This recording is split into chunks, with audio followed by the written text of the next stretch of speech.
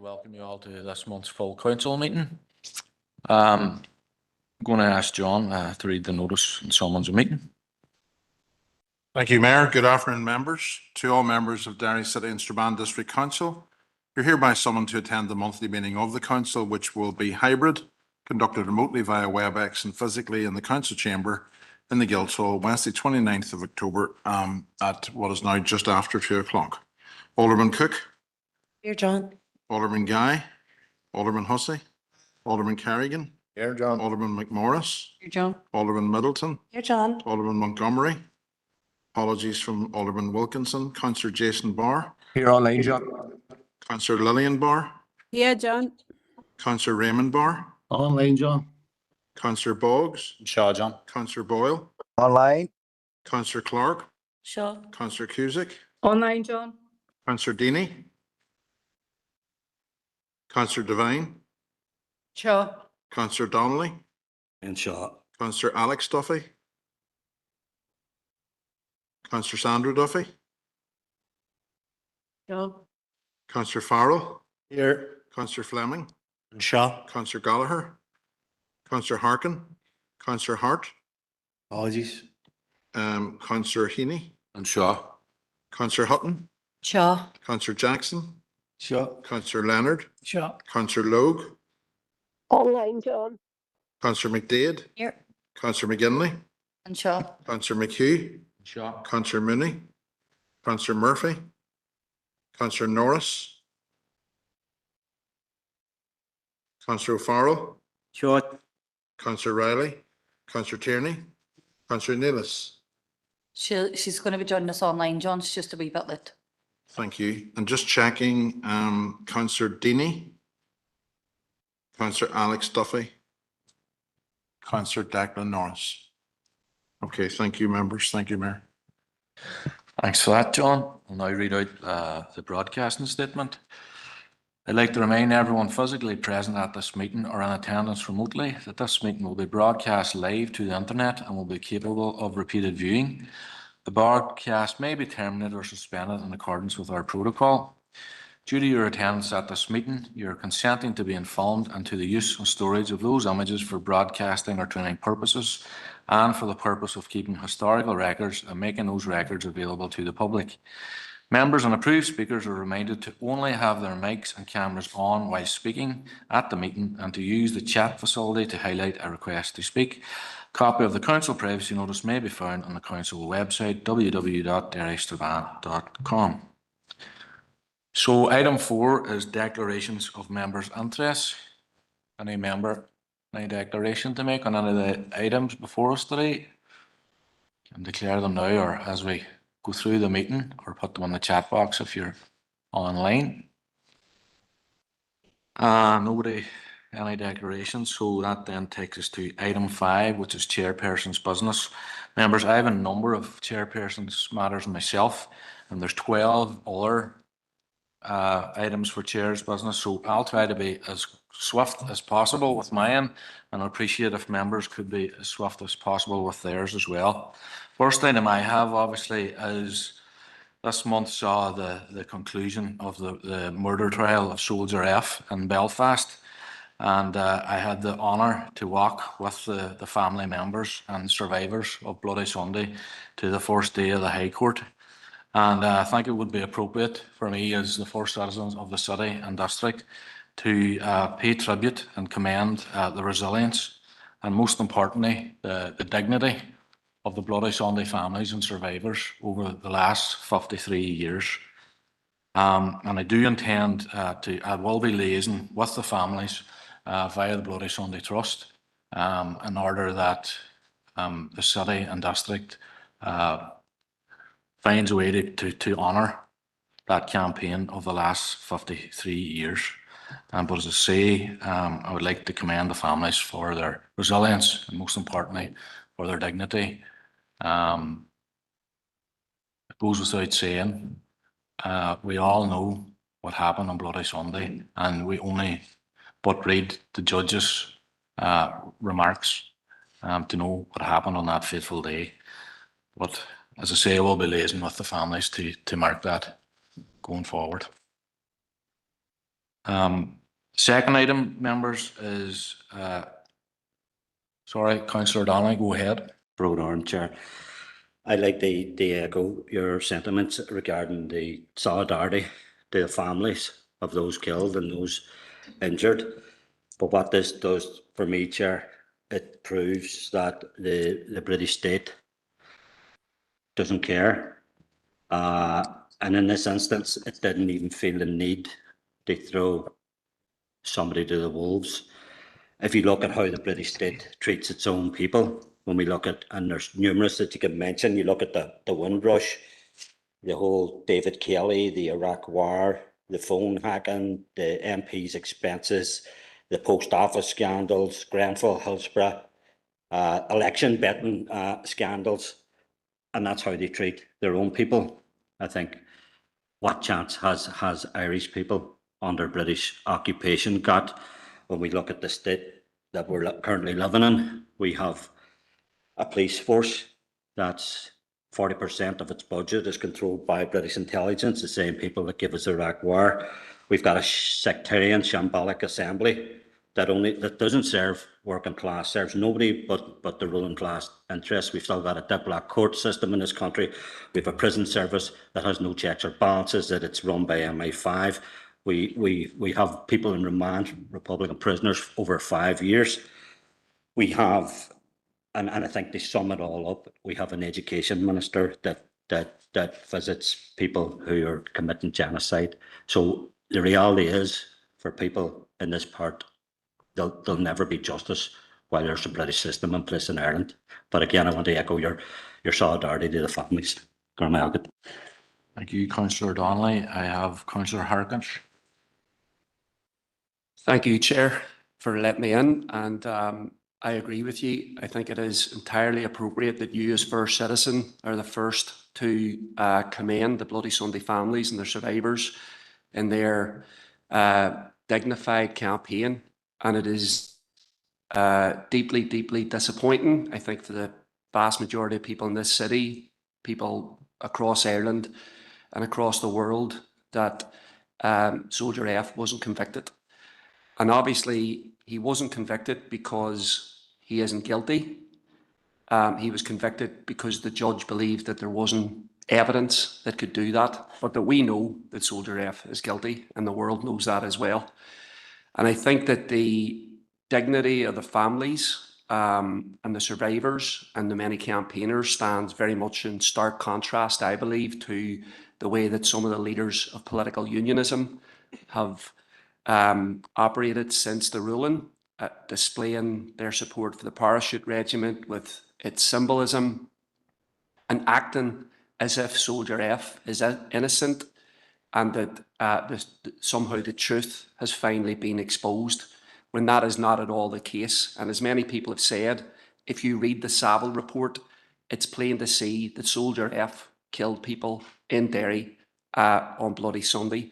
And I think, as Councillor Donnelly said, what this has done is just demonstrated again that it is near impossible to get justice from the British state. They have attempted to cover up Bloody Sunday for decades and lied about it, and every inch of the truth that gets established is only because of people's determination to demand it and to force accountability. If they admit that they killed people in Derry in 1972, they would have to admit that they are up to their eyes in genocide in Gaza, and that is what they are refusing to do. So I want to commend again the Bloody Sunday families and all the people that have stood with them for their tireless efforts, and they will continue. Thank you, Mayor. Thank you, councillor Harkin. Councillor Tierney. Thank you, Mayor, for bringing me in, and thank you for raising this very important issue. I think after 53 years of a campaign, to get someone in the dock, and for you as first citizen of this city and district to be there, I think was very fitting. And I, for one, was certainly happy to see you there. And I know many of the Bloody Sunday families were happy to see you there as well. I think it is fitting that this council and you as mayor recognises that 53-year-long campaign. And as many people will know, over that 53 years, there have been many ups and downs throughout it. And many of the Bloody Sunday families have literally put their lives into proving that their loved ones were innocent on that day. And it is fitting that we should recognise that. I've known members of the Bloody Sunday families a long, long time, and I was there along with other councillors and other elected representatives from the city when Soldier F was found not guilty. I spoke to some of the families outside, and you could see how devastated they were by that verdict. And as Councillor Harkin has rightly outlined, Soldier F was found not guilty because the court was relying on the evidence of 2 proven liars.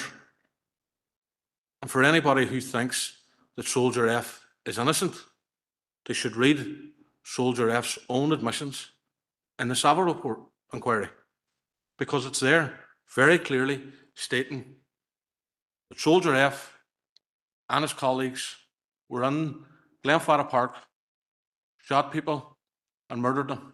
Innocent people. That's the truth. And the only reason that Soldier F was found not guilty last week was because of the hearsay evidence of 2 proven liars.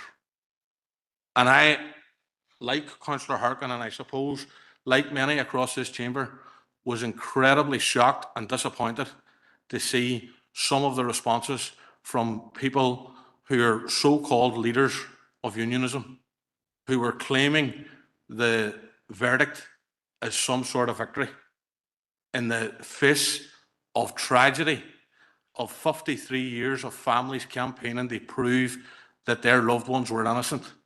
And people claiming that as a victory is disgusting in my mind.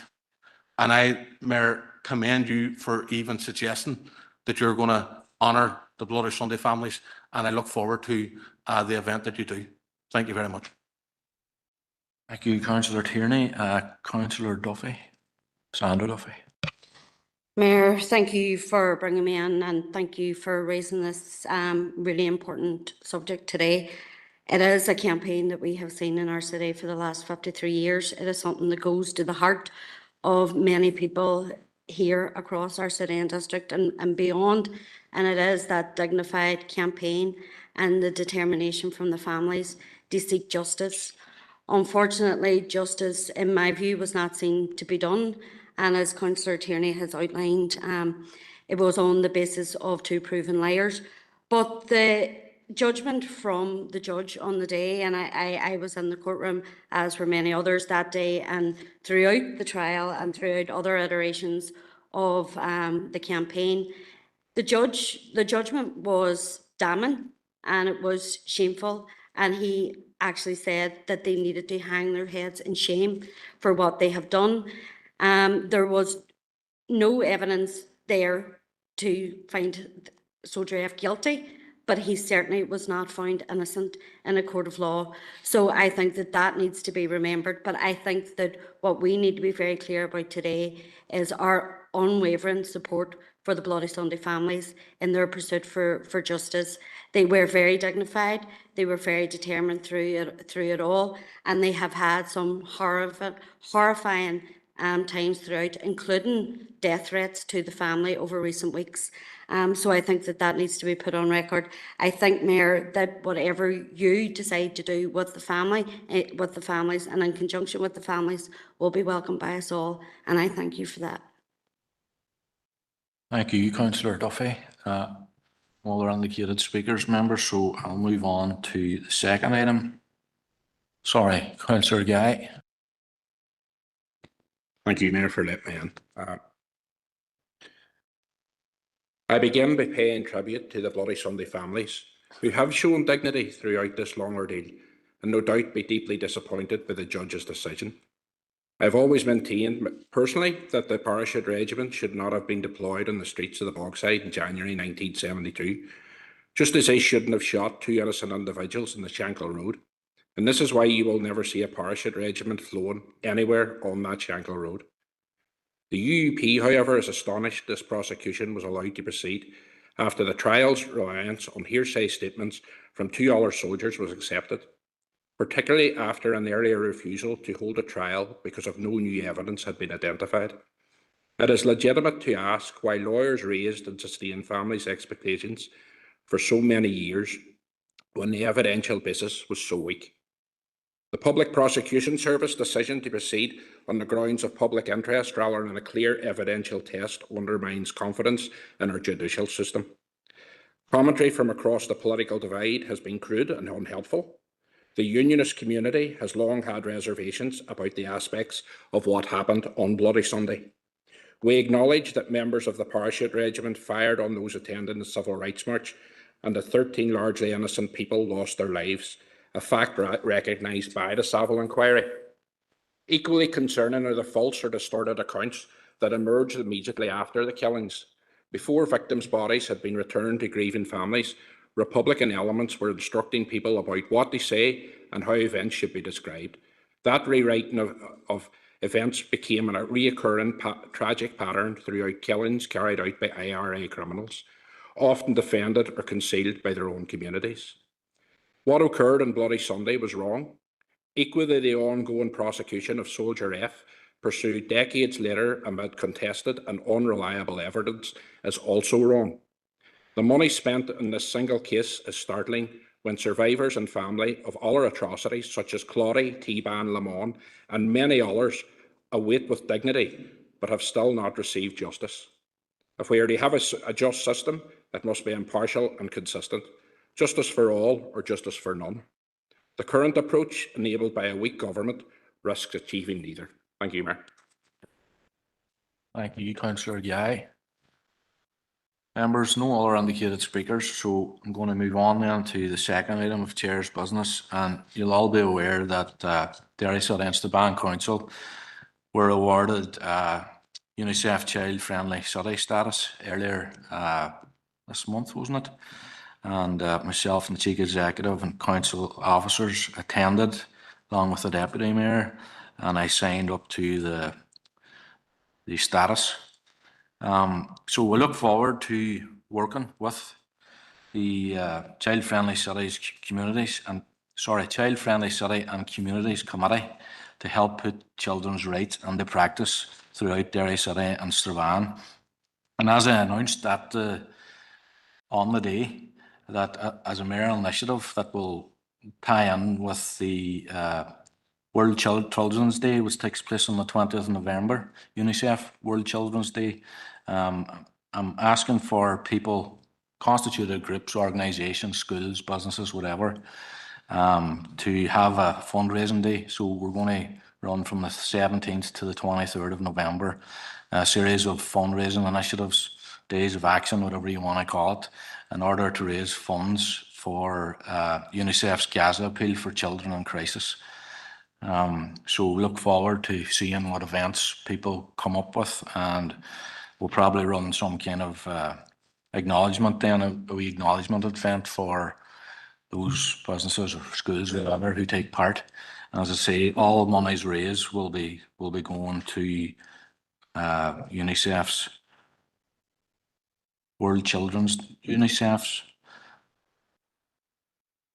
Gaza appeal for children in crisis. Okay. Next item of business is just want to acknowledge Catherine Connolly's resounding success in the Irish presidency. And you'll notice in your pack, there's a confirmation letter from Caroline, Catherine's, Caroline, you're just the councillor. There's a confirmation letter from Ms. Connolly's campaign team confirming that she would be delighted to visit the city and district at some time in the near future. So we wish her well, and we look forward to her visit to the city and district. And the final item I would just want to raise is obviously the Halloween events that are taking place. Sorry, Councillor Harkin, you want to speak on the previous item? Irish presidency. Go ahead. Thank you, Mayor. And again, I'm delighted that you have acknowledged Catherine Connolly's resounding victory to be the next President of Ireland. And I think that it's a remarkable achievement. I mean, the vote was up in terms of the turnout from 2018. And the percentage of votes that she received, I think, might have been one of the biggest ever in terms of the number of people that voted for. I thought that disappointingly, throughout the campaign, she faced an intense smear campaign led by Fianna Fáil and Fine Gael and much of the right-wing media that were desperate to stop a candidate who wants to protect Irish neutrality, who has spoken out against genocide, who has spoken out throughout her political career and before it for progressive causes. And I think that there's an attempt to make out that the biggest issue of this election was the spoiled vote campaign. And there were quite a few spoiled votes, but nowhere near the nearly 1 million votes that Catherine Connolly received. And the reasons why people spoiled their vote are quite various. Obviously, some were supporters of Conor McGregor, but many, many weren't.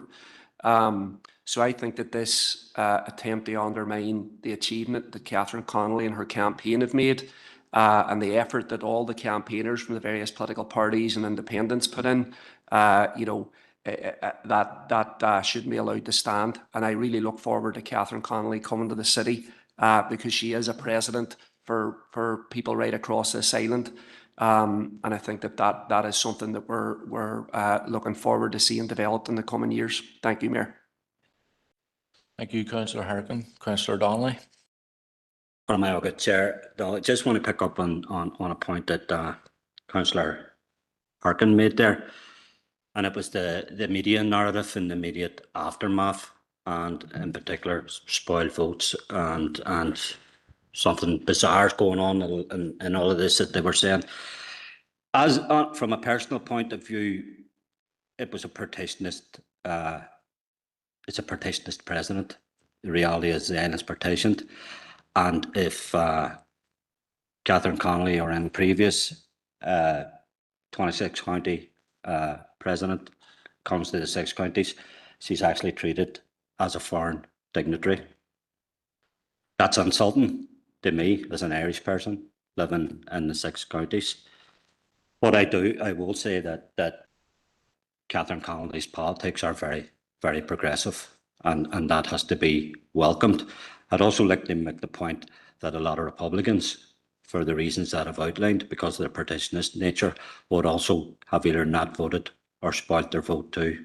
But I definitely believe, having listened to it, there's an agenda from the media in order to undermine the vote that she did get. Thank you, Councillor Donnelly. Councillor Jackson. Mayor, and thanks for highlighting it and giving people an opportunity to congratulate Catherine Connolly, our new president. And I deliberately say our new president because I, as an Irish citizen, identify with the presidency as my president. And the landslide victory that we've seen over the weekend was resounding, and it's a clear demonstration that there's an alternative future available. There's an alternative vision that the people of the 26 counties have bought into, and it's a vision that moves beyond the politics of Fianna Fáil and Fine Gael.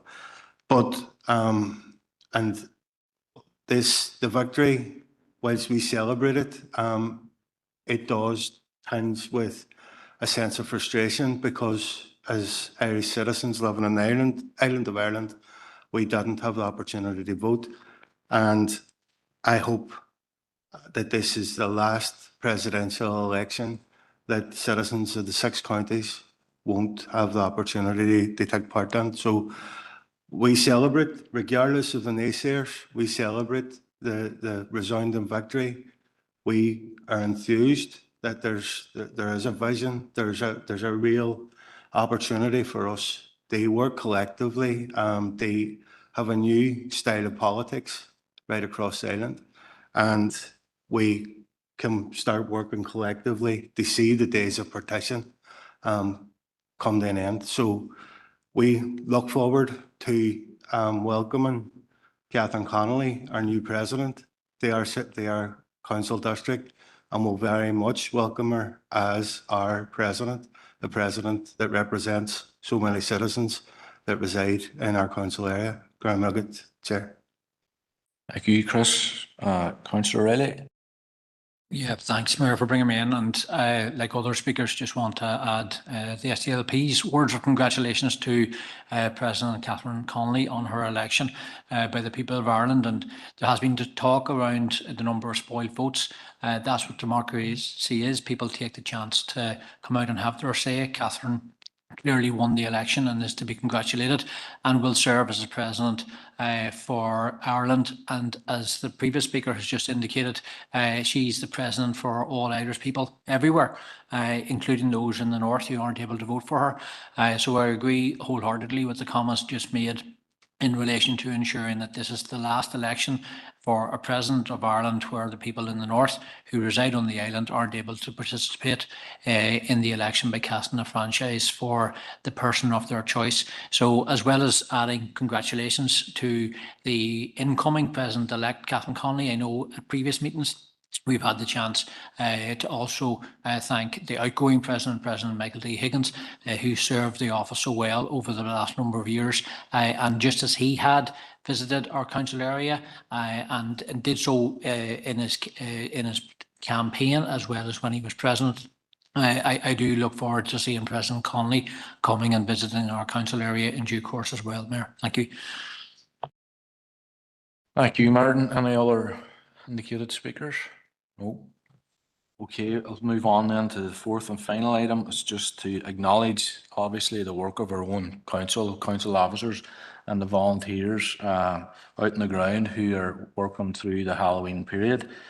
It's great I was out and about last night in the city and it was absolutely buzzing despite the showery weather. It was just fantastic to see. And myself, the Chief Executive and the Chair of the Business and Culture Committee, Councillor Farrell, we had the pleasure of meeting all the stakeholder bodies yesterday up in the Bishopsgate Hotel, including the Minister for the Economy, Keith Archibald. And I have to say they were left with no illusion that if we're to grow the Halloween festival and make Derry it already is the capital of Halloween on the island of Ireland, but to make it like the spot to come for Halloween, then those groups, we need to be working together in tandem to make sure that we have a properly resourced Halloween festival going forward. So just to commend the council officers, and hopefully, despite the weather, the bad weather forecast for Thursday, hopefully everything will go well, and I'm sure it will. So members, that brings me to the conclusion of Councillor Hussey. Thank you, Mayor. As you know yourself, the first event in the overall programme is always the Kessler Apple Fair. And could I just briefly refer to that? This year, as you know, you were there, Mayor, was a completely different setup and one that worked tremendously well. And I think full praise has to go. Now, self-praise is no praise. I'm a member of the events committee, but it's to my colleagues on the events committee in the Derry that I would wholeheartedly suggest that they should be recognised for the work that they have done. I know that you spoke on that subject when you were in the Derry, but both the Hooligan Hill and the Apple Fair were tremendous successes this year due to voluntary work on the ground, and that is to be welcomed. Thank you, Mayor. Yeah, thank you, Alderman Hussey. And as you rightly say, I haven't been there myself, although I couldn't stay as long as I wanted. I had a fairly full diary that day. I have to say it was much improved on previous years, and I picked that up from speaking to several different people on the day and since that. So credit to where it's due. Sorry, Councillor Farrell, go ahead. Thank you, Mayor. And just to concur with your remarks regarding the engagement last night with movers and shakers within the tourism industry across this island. We had the Chief Executive of Fáilte Ireland, we had the Chief Executive of Tourism Ireland, and we had the Chief Executive of Tourism Northern Ireland all in the same room. And they heard the story of Halloween, how it's developed since the mid-80s, and it was really, really community-led. They see that Halloween in the Northwest is unique on this island. It's unique in Europe, and that they are willing to support. We want to see this event grow from strength to strength, and we need their support, especially financial support to do that. So I think it was really, really useful engagement in terms of Halloween. We can do all we can in terms of preparation. We can't manage the weather, unfortunately, but last night was excellent. I hope tonight is excellent as well, and the remainder of the week as well. But Halloween, Derry and the Northwest is the capital of Halloween, and we need to cement that position, and we need some support from all partners out there to do that. So thank you. Thank you, Councillor Farrell. No more indicated speakers, members. So move on to further items of chair business from members. And again, I would appeal for members to try to be as brief as possible. So we'll take them in the order that they were submitted to me. First up is Councillor Hutton. Thank you very much, Mayor. For 4 decades, the Foyle Hospice has provided compassionate, professional and dignified care to individuals and families across Derry, Strabane and the wider Northwest and Donegal. It has become a place of peace and comfort, offering just not medical care, but humanity, kindness and support when people need it most. The work of the Foyle Hospice extends far beyond its walls. It has united our communities through countless fundraising events, remembrance services and volunteer efforts, all driven by the shared belief that everybody deserves dignity, comfort and compassion at the end of life. I want to express our deep gratitude to the staff, volunteers, board members and supporters past and present who have sustained this remarkable organisation for 40 years. Their contribution to our city and district cannot be overstated. In recognition of this outstanding service, I would like to ask you, Mayor, that you host a Mayor's reception in honour of the Foyle Hospice to celebrate its 4 decades of exceptional care and to recognise the dedication of those who make its work possible. This would be a very fitting tribute to an organisation that has done so much for many and continues to embody the very best of our community spirit and will continue to do so for generations to come. Thank you, Mayor. Thank you, Councillor Hutton. Obviously, concur with your remarks and had the pleasure of attending their fundraising coffee morning down there Saturday a week ago. It was a fantastic event, but be more than happy to facilitate that request. And you have a second item? So, Mayor, it's not the first time that the infrastructure of schools within our city and district have been the topic of conversation here in the chamber, but I want to highlight one school that is within the Moor DEA, and that's St Eugene's Primary School. So St Eugene's Primary School was set across 2 sites at the minute because of the dilapidation of one of the buildings. The school is now operating with over 200 children and staff in one site of the school.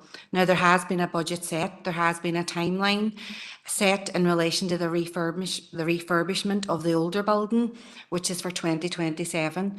I've visited the school, I've spoken with the school principal, and I would like or propose that we write to the Education Minister asking if he and his team could maybe source more resources so that the works timeline can be expedited in relation to this school, because I think it's very, very important for the well-being of the staff and the children, and also the health and safety aspect of the school and where it is situated. Thank you, Mayor. Thank you, Councillor Hutton. And I had the pleasure also of visiting the school and met with the principal, and she showed me the dilemma they were facing. So, I mean, I don't envisage there'll be any problem writing that letter to the Education Minister.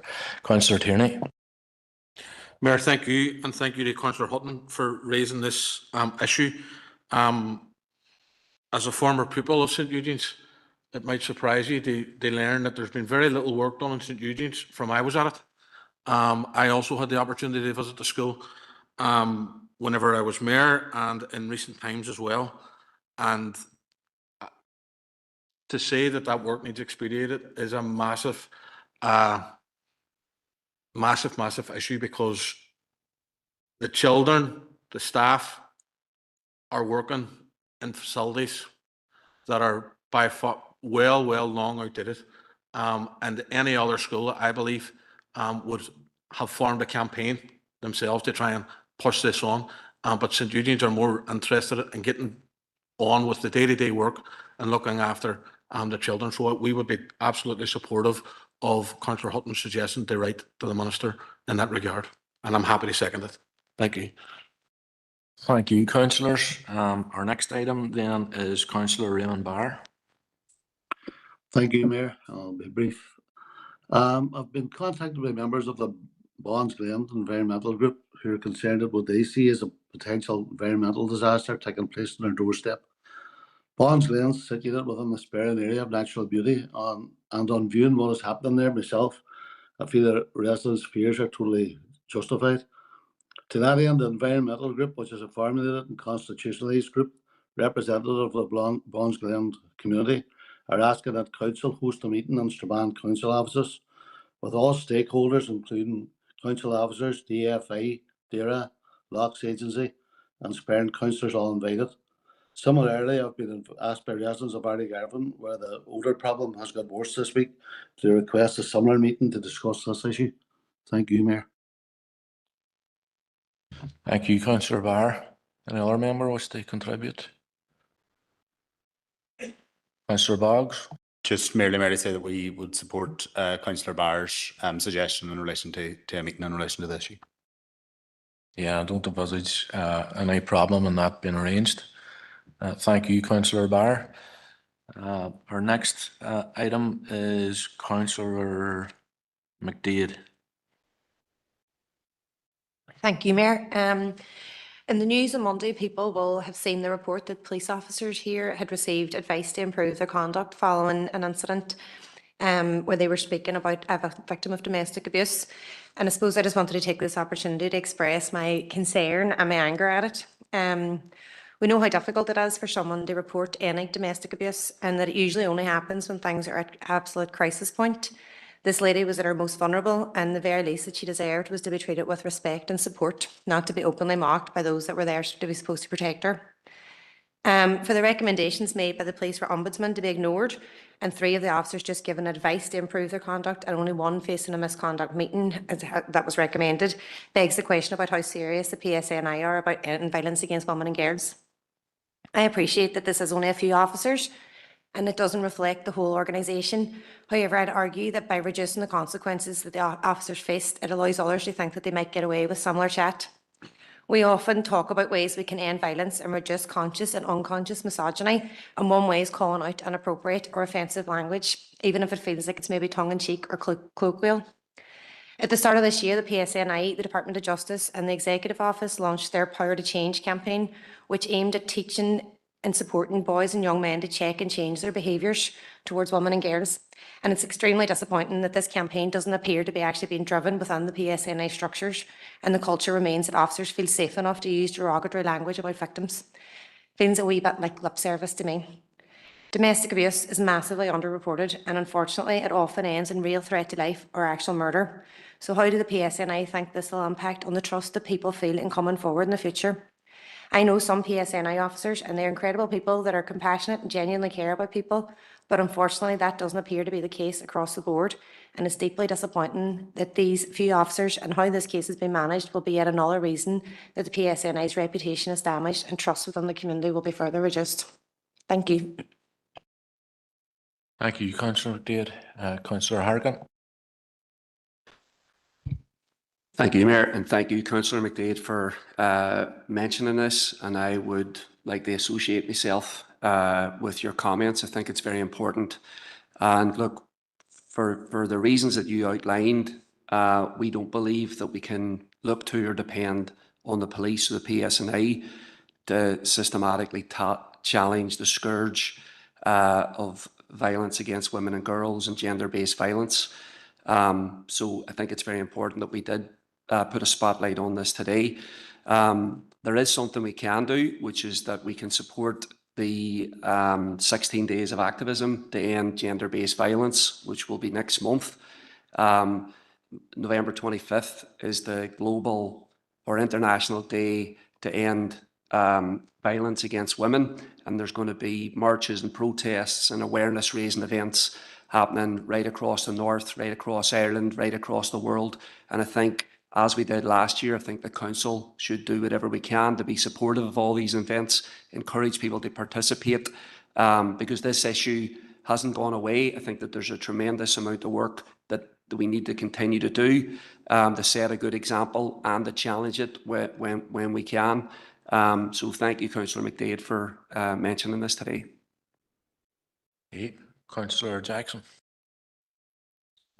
Mayor, and thanks to Councillor McDaid for raising this, and I think it is only right that any public body that falls short and our stated aim to end violence against women and girls, it needs to be called out. And the actions of those PSNI officers was despicable. I know from sitting on the PCSP, the number one strategic priority is ending violence against women and girls. And the PSNI are a key player in that regard. And when they fall short, it highlights how, if a PSNI are falling short, it highlights the need for society as a whole to be stepping up. I'm glad that Councillor Harkin highlighted the week of action, or the 16 days of action, and an international day that at the end of November.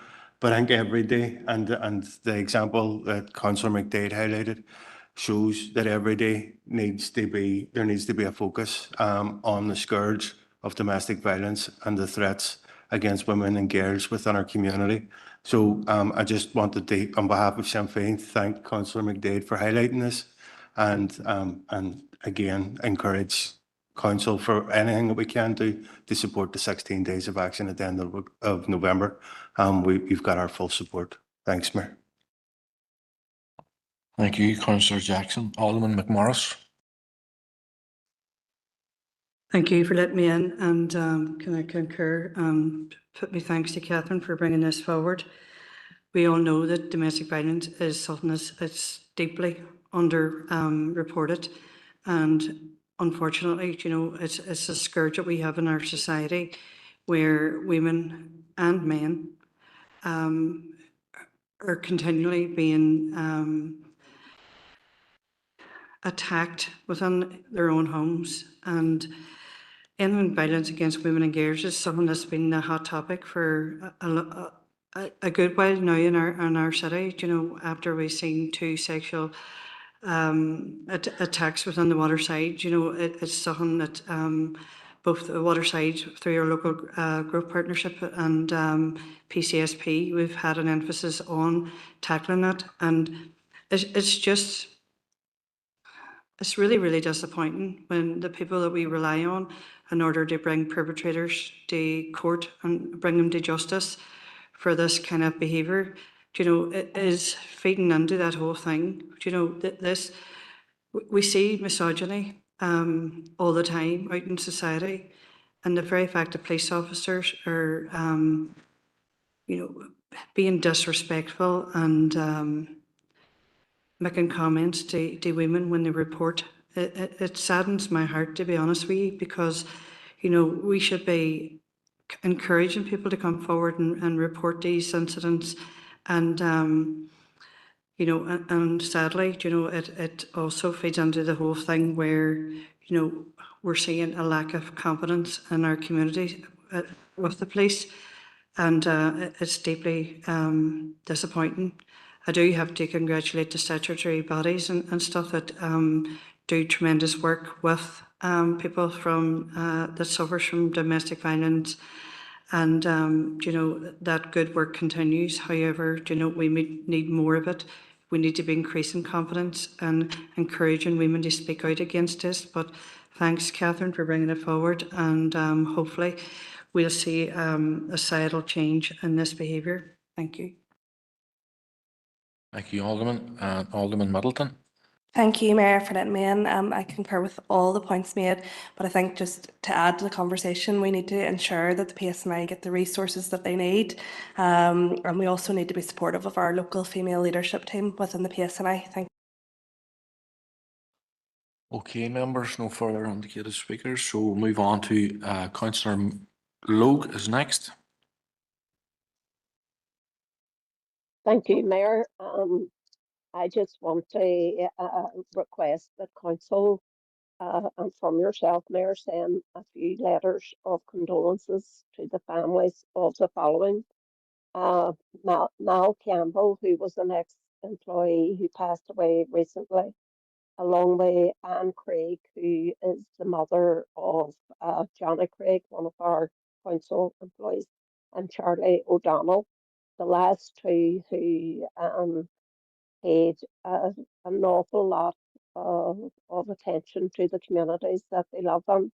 And they also give a lot back to Suffolk Light. So I'd really appreciate it, Mayor, if a letter of condolences can be sent to each family from yourself. Thank you.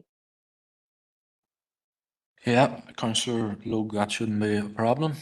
You have a second item, Councillor Logue? Oh, yes, Mayor, you may recall I did have a conversation with yourself regarding a reception for the Big Brother contestant, Jenny Baird, who actually just lives over the street from me.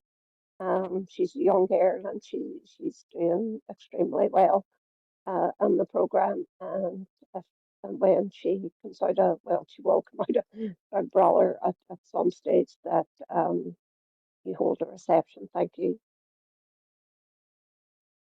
Thank you, Councillor Logue, and hope you get better soon. You don't sound too well there online. That brings us to our next item, who is Councillor Pat Murphy. Last month, I spoke about the ongoing plight of Palestinian citizens in Gaza, the West Bank, and East Jerusalem. More specifically, about the plight of children. On the 10th of October, a ceasefire of sorts began. Up until yesterday, more than 100 people, again mostly women and children, had died. Land grabs in the occupied West Bank have continued unabated.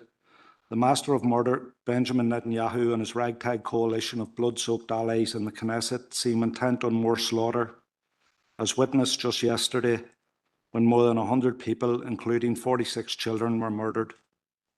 In the midst of the genocide, the Education Minister in the North, Paul Given, and other elected representatives from the Unionist community are visiting Israel. The grotesque images of a minister who presides over the education of every child in the North, giving moral and political cover to a regime that has murdered 19,000 school children, according to Conservative estimates, and wounded tens of thousands more, is truly appalling. Not far from where the minister is, in Gaza, 97% of all school buildings have been either destroyed or critically damaged. Hundreds of teachers have been slaughtered. 625,000 pupils have had no school for almost 2 years. Trade unions representing teachers in the North are outraged by the minister's visit.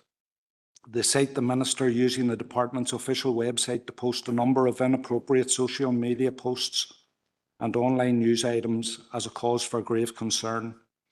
They are right to be concerned. Our education system here in the North is in a mess, and yet he deems it appropriate to visit Israel and prop up a genocidal government that stands accused of war crimes. In September 2025, the United Nations Human Rights Council's Independent Commission of Inquiry concluded that Israel is committing genocide against Palestinians in Gaza. The International Association of Genocide Scholars, a 500-member body of academics, passed a resolution stating that Israel's policies and actions in Gaza fulfill the definition of genocide set out in the 1948 United Nations Convention for the Prevention and Punishment of the Crime of Genocide. And perhaps most damning of all, Israeli human rights groups B'Tselem and Physicians for Human Rights Israel have both concluded that Israel is committing genocide against the Palestinians in the occupied Gaza Strip. Let there be absolutely no doubt that the people of the North deserve answers to very valid questions around this trip. When the war crime tribunals start, and they will at some stage in the future, history will not judge those kindly who even at this late stage attempted to prop up the genocidal rogue state of Israel. Shame on them. Let us not forget that 46 school children were murdered in Gaza yesterday. Gormaget. Thank you, Councillor Murphy. Councillor Harkin. Thank you, Mayor, for letting me in, and thank you to Councillor Murphy for his comments and words, and I concur completely with everything that he said. And for many people living in Gaza right now, there isn't a ceasefire because people are being bombed again from the skies. People don't have access to food or medical support, and this is just the continuation of a nightmare. I do agree with you as well in your comments about Paul Given, our Education Minister's trip to Israel. I think it's a disgrace, and it is a propaganda stunt designed to whitewash and normalise genocide and what Israel is doing.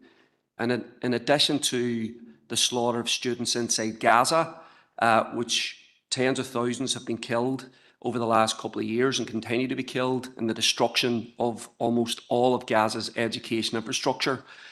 The minister says he went to Israel to see their wonderful and great education system because it's a democracy.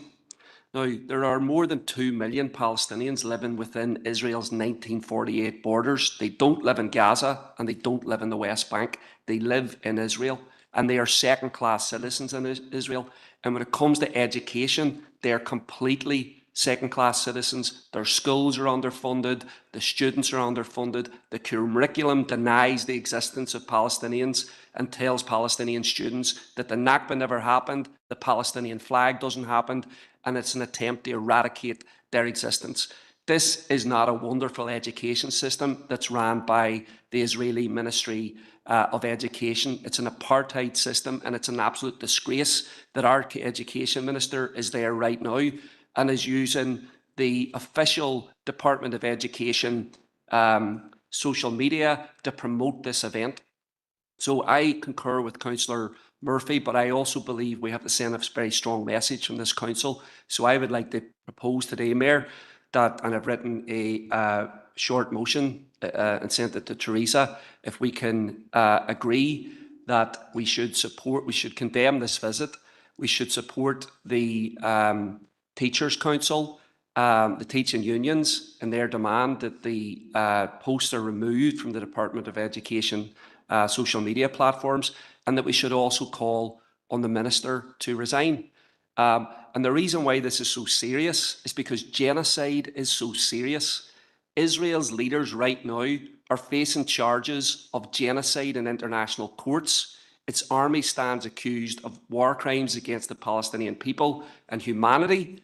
And we have a leader, an education minister, who thinks it's appropriate in the middle of all this to go and try and whitewash it. It's an absolute disgrace. My child goes to a school here. This man is not fit to have the welfare of our children under his leadership. He should resign, and that should be the message that this council sends. Teachers are outraged, trade unions are outraged, parents are outraged, indeed many, many students who know about what's happening in Gaza are completely outraged as well. I think we have to take the lead in this, Mayor, and send a very strong message. So I hope that you can allow this motion, and because it's only happened in the last couple of days, and I hope that this will be backed by the council today. Thank you, Mayor. Yeah, thank you, Councillor Harkin. That's a proposal, not a motion. Okay. Councillor McDaid. Thank you, Mayor, and thank you to Councillor Murphy for raising this. I agree with what everything has been said already by the two previous speakers. Since I seen the post on the Department for Education's Facebook yesterday, I went through many emotions now, mostly my anger and sadness, to be honest. Paul Gibbons, the Minister for Education, which is one of the most important ministries that we have here. It's the one that looks after our children and young people and their education and their welfare. And he's used the Assembly recess to go on a supposed fact-finding trip to Israel in the middle of a confirmed genocide, where, according to UNICEF, a classroom of children has been murdered every day for 25 months. So that just doesn't marry up. I'm not sure anyone should be taking advice or tips from a country that has systematically murdered hundreds of thousands of innocent men, women and children. The so-called ceasefire that was agreed a few weeks ago has not really been a ceasefire. Israel has not ceased firing.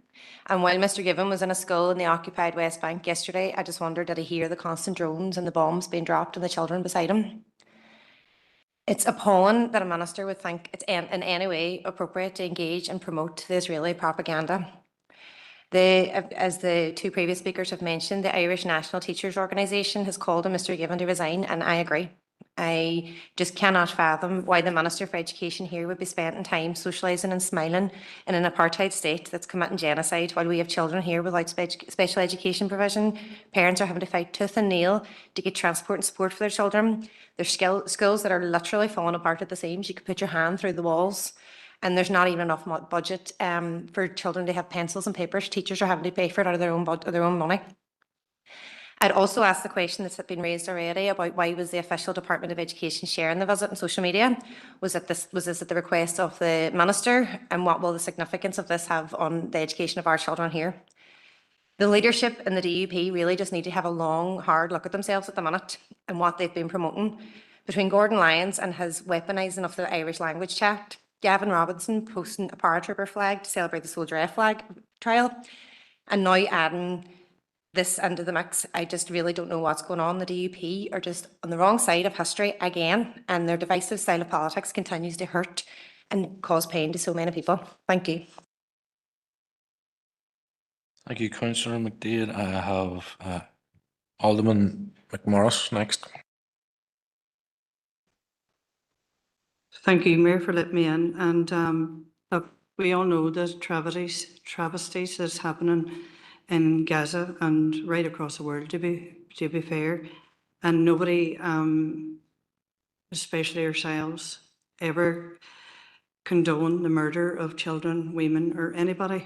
And we stand behind all innocent victims, no matter what. But we have to be realistic on the fact that, you know, we're calling for a minister's resignation here who went to Israel.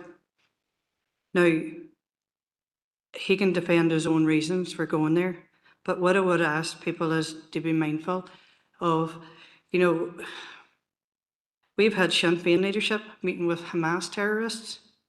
We've had people before Prophet leader tweeting victory to the Palestinian resistance on the 7th of October when 2,400 Israelis was slaughtered, murdered and raped.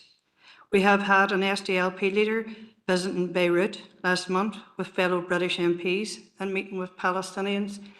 And I think, you know, if you're going to call out DUP for going to visit Israel, then, you know, you need to sweep your own doors as well. Do you know what I mean? Because it's not okay for you to heroise terrorists and heroise murderers, and then think it's not acceptable for somebody to go and visit schools in Israel. Despite the politics around it, do you know what? I find it very offensive that somebody would try to say that because we are DUP, that we're in some way on the wrong side of history. That might be somebody's opinion, but everybody has a right to their own opinion. And when we talk about Soldier F and we talk about the Bloody Sunday victims, you know, people have the right to support Soldier F, no less than people have the right to support the Bloody Sunday victims. You know, so, and sorry, there should not be any hierarchy of victims here. Do you know what I mean? They're all victims. Chair, point of order. The Chair. Point of order. Councillor Tierney. Soldier F is not a victim. So when you're talking about hierarchy of victims, Soldier F is not a victim. And he does not come under the same category as the innocents of who were murdered Bloody Sunday. I am not. Sorry, see the Chair. See the Chair. Yeah. Sorry, I was speaking before he interrupted. Through I am not. Councillor Tierney, what's the point of order? You cannot link Soldier F and innocent victims, and you cannot label Soldier F as a victim. Chair, I have not labelled Soldier F as a victim. Through the chair. Can we be advised as to which particular section of standing orders that is? I think that's a requirement. Chair, I've made my point. Alderman Hussey can Yeah. pick whatever one he wants. Yeah, Councillor Tierney has made his point. Allow Alderman McMorris finish. Sorry, there, I was not referring that Soldier F was a victim. We were talking initially about Israelis and terrorists and all sorts of murder and Alderman mayhem. Norris, I would appreciate it if you would keep your comments to what's being discussed now, which is I am. the Minister's visit to Israel. Yeah. Well, look, I've no more to say on it because, like, everybody's going to have their own opinion of it. Do you know what I mean? We see time and time again where, do you know what I mean, we're lambasted in this here chamber. Do you know what I mean? As a political party or personally, do you know what I mean? And, you know, the once that we say anything about anybody else, it's just like, do you know what I mean? You're shouted across and whatever. But I've made my point. Do you know what I mean? So I'll leave it at that. Thank you, Alderman. Councillor Boggs. Garmugat, Avira, and can I, first of all, reiterate the point that Councillor Murphy has made, that the actions of the Minister are grotesque from the outset, regardless of the discussion that has ensued, the quite shocking discussion actually that has ensued, particularly by the previous speaker.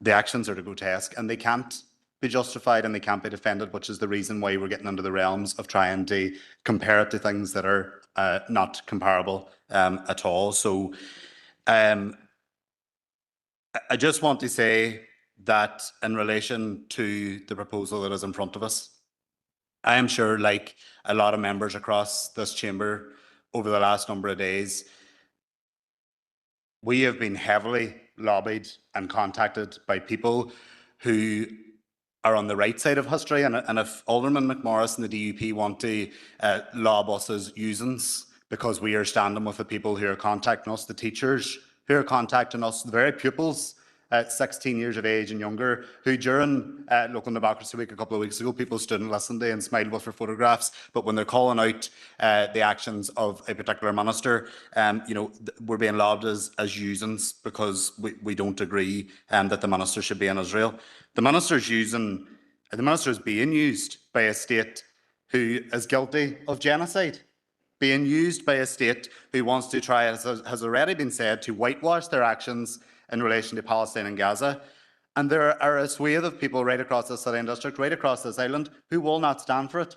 And if that is the category of usins, then guilty is charged for being a part of it. So what I want to say about this motion is we support the proposal, Chair, that is in front of us. And we do so because, first and foremost, what we are dealing with now in relation to the Education Minister's actions is a distraction from the real issues that Councillor Hutton and Councillor Tierney talked about at the start of this meeting, the real issues that are impacting our schools, saying places that the Minister would be much better spending his time with looking at the issues here rather than going to glorify what another country is doing. So it's undermining the work of the department. It has put teachers and department staff in a very awful position, in my opinion, particularly given that the Minister has chosen to post his junket all over department official social media and website, and it needs called out for what it is. As we have said, almost 50 children killed again last night.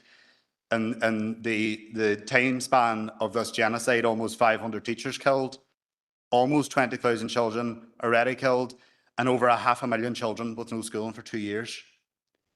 That's what the Education Minister is rubbing shoulders with when he's on a junket to Israel, and that's what needs to be answered for, and that's why we will be supporting the proposal in front of us today. Mayor, thank you very much.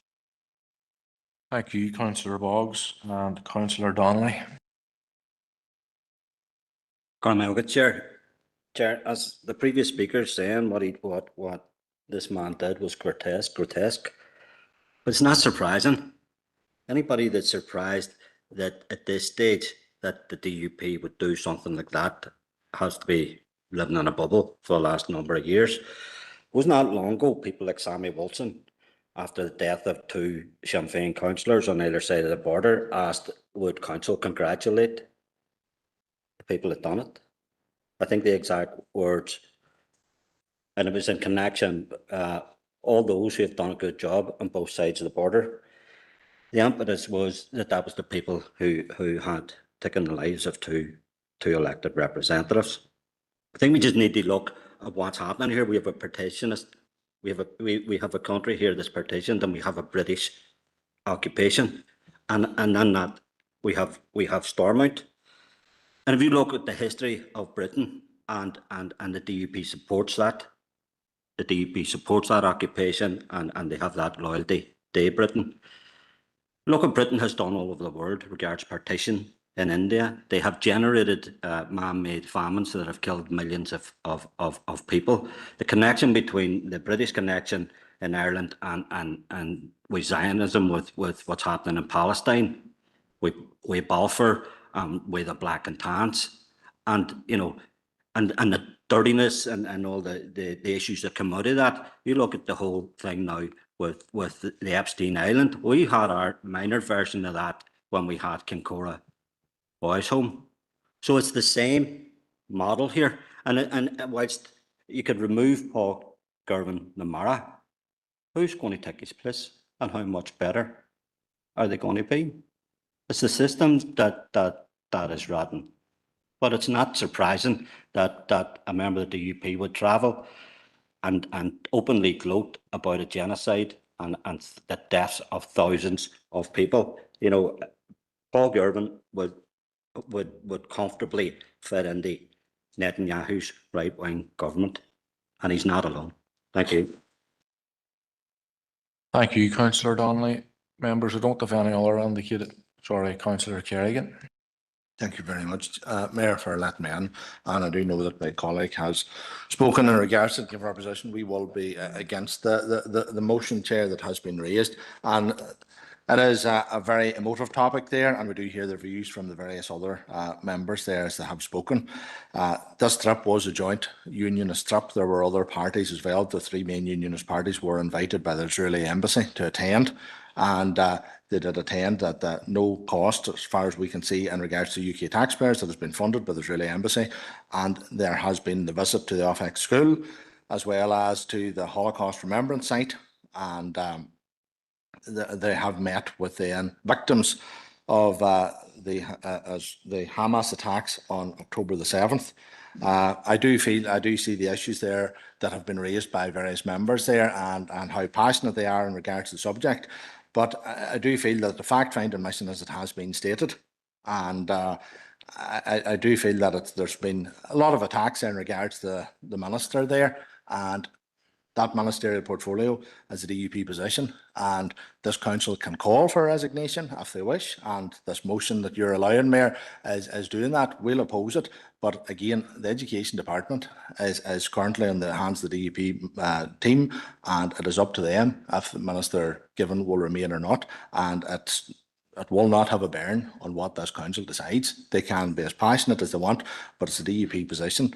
And so in that regard, I know there's been a lot of attacks there in regards to other DUP ministers in the comments there, and in regards to a bashing there of Minister Lyons as well.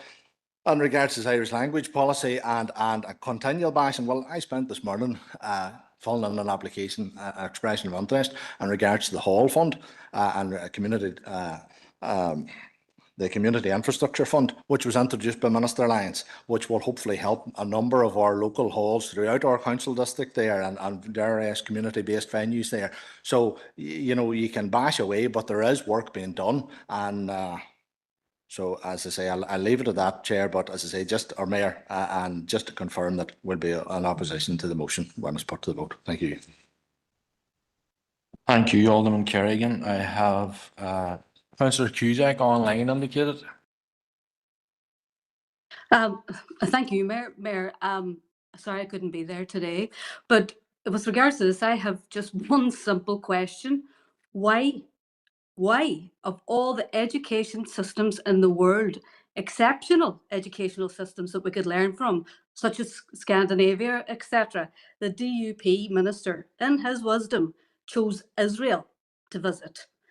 I think the Education Minister, ironically, needs educating himself. I'm full support of the proposal, and thank you, Councillor Harkin, for raising it. Okay, members. Sorry, Councillor Harkin, you're looking on again. Very short point, Mayor, which is to say, look, when we say users who are opposed to genocide and users who are critical of the of the Education Minister going there, I would say the leaders of political unionism are completely out of touch with many Protestants who are in trade unions, who are in schools, the people that I talk to who are horrified at the genocide and don't think that anybody with a role with government should be there. So it's not about green and orange. It might be in the heads of the leaders of political unionism, but that's not how it breaks down. There is widespread horror of what's happened in Gaza, and that people know that it is not right to be there with the Israeli leaders right now while this is continuing. And I think it's important to state that. Councillor Tierney. Thank you, Chair. And I'll be very quick. We have discussed the issue and the cause of Palestinians in this chamber regularly over the last number of years. But since the inception of this council, we have been talking about this issue. Over recent times, the DUP have always abstained on these motions. Are they going to oppose and vote against this one to protect one of their own? Thank you. Councillor Jackson.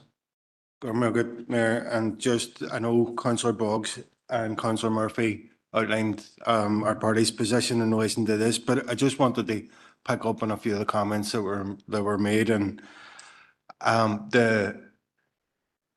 it was really disappointing to hear from the DUP representatives in this council again downplaying the role of our council.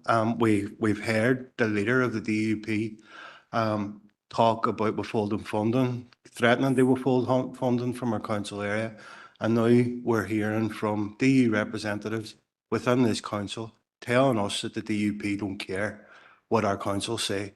I just wanted to highlight that is extremely disappointing, and it is failing. The DUP are failing the vast majority of the ratepayers, the citizens, the length and breadth of our council area. Thanks, Mayor. Alderman Hussey. Thank you, Chair. Just a brief comment. It's been highlighted there that since the inception of this council, there's been a lot of talk, reference Palestine, Gaza, etc. I have to say, as a representative in my area, the only place that I hear it mentioned when I come into this chamber, and I am regularly in contact with people throughout my community at all levels of society, and I have to say, it's the only place I hear any mention of it. So there has been in the past, mention has been made of abstaining. UUP have abstained, but in this case, the motion will have no effect on the ministerial position. It's quixotic in its nature, and I don't see the point in this chamber tilting at windmills. And I know that I will be voting against rather than abstaining on this particular motion. Thank you, Mayor. Thank you, Alderman Hussey. Members, I'm going to try and push this on here. So, Councillor Mooney, last word on this, and then it's been proposed. Sorry, Chair. It was just actually one point that actually was during the occurrence of the meeting that I kind of picked up on was reading one of the posts from Minister given on his Facebook page, which I'll just partly just read out, saying the children are remarkably resilient, and in this school we had Jews, Arabs and Christians all learning together. But that's kind of stark contrast to the Minister's own views on integrated education here, when he can turn around and sort of praise the fact that these children have been educated together. But I just thought that was an irony in the fact. I just want to point that out, that, you know, those remarks seem to be stark contrast to what his own policy on integrated education is in this jurisdiction. But I just wanted to leave at that. Thank you, Chair. Thank you, Councillor Mooney. There is a proposal, and just to clarify, I accepted the proposal on the basis put forward by Councillor Harkin that the issue has only taken place within the last few days, so that's why I accepted the proposal. Members, Councillor Harkin has made the proposal. Have we a seconder for it? I'm prepared to second it, but I'm going to abstain on it. Yeah, that's okay, isn't it? Yeah, that's fine, Councillor Donnelly. Members, the motion is or the proposal is before us on the screen. It's been proposed by Councillor Harkin, seconded by Councillor Donnelly. So I now ask that the motion be put. Everybody gets through the list, Mayor? Okay. Alderman Cook? Alderman Guy? Alderman Hussey? Against. Alderman Carrigan? Against. Alderman McMorris? Against. Alderman Middleton? Against. Alderman Montgomery? Against. Councillor Jason Barr? For. Councillor Lillian Barr? For. Councillor Raymond Barr? For. Councillor Boggs? Councillor Boyle? For. Councillor Clark? Councillor Cusick? For. Councillor Devine? Councillor Donnelly? Abstain. Councillor Sandra Duffy? Councillor Farrell? For. Councillor Fleming? Yeah. Councillor Gallagher? Councillor Harkin? Councillor Heaney? Councillor Hutton? Councillor Jackson? Councillor Leonard? Councillor Logue? For. Councillor McDade? Councillor McGinley? Councillor McHugh? Councillor Mooney? Councillor Murphy? Councillor Norris? Councillor Farrell? Councillor Riley? Councillor Tierney? Councillor Neelis? Thank you, members.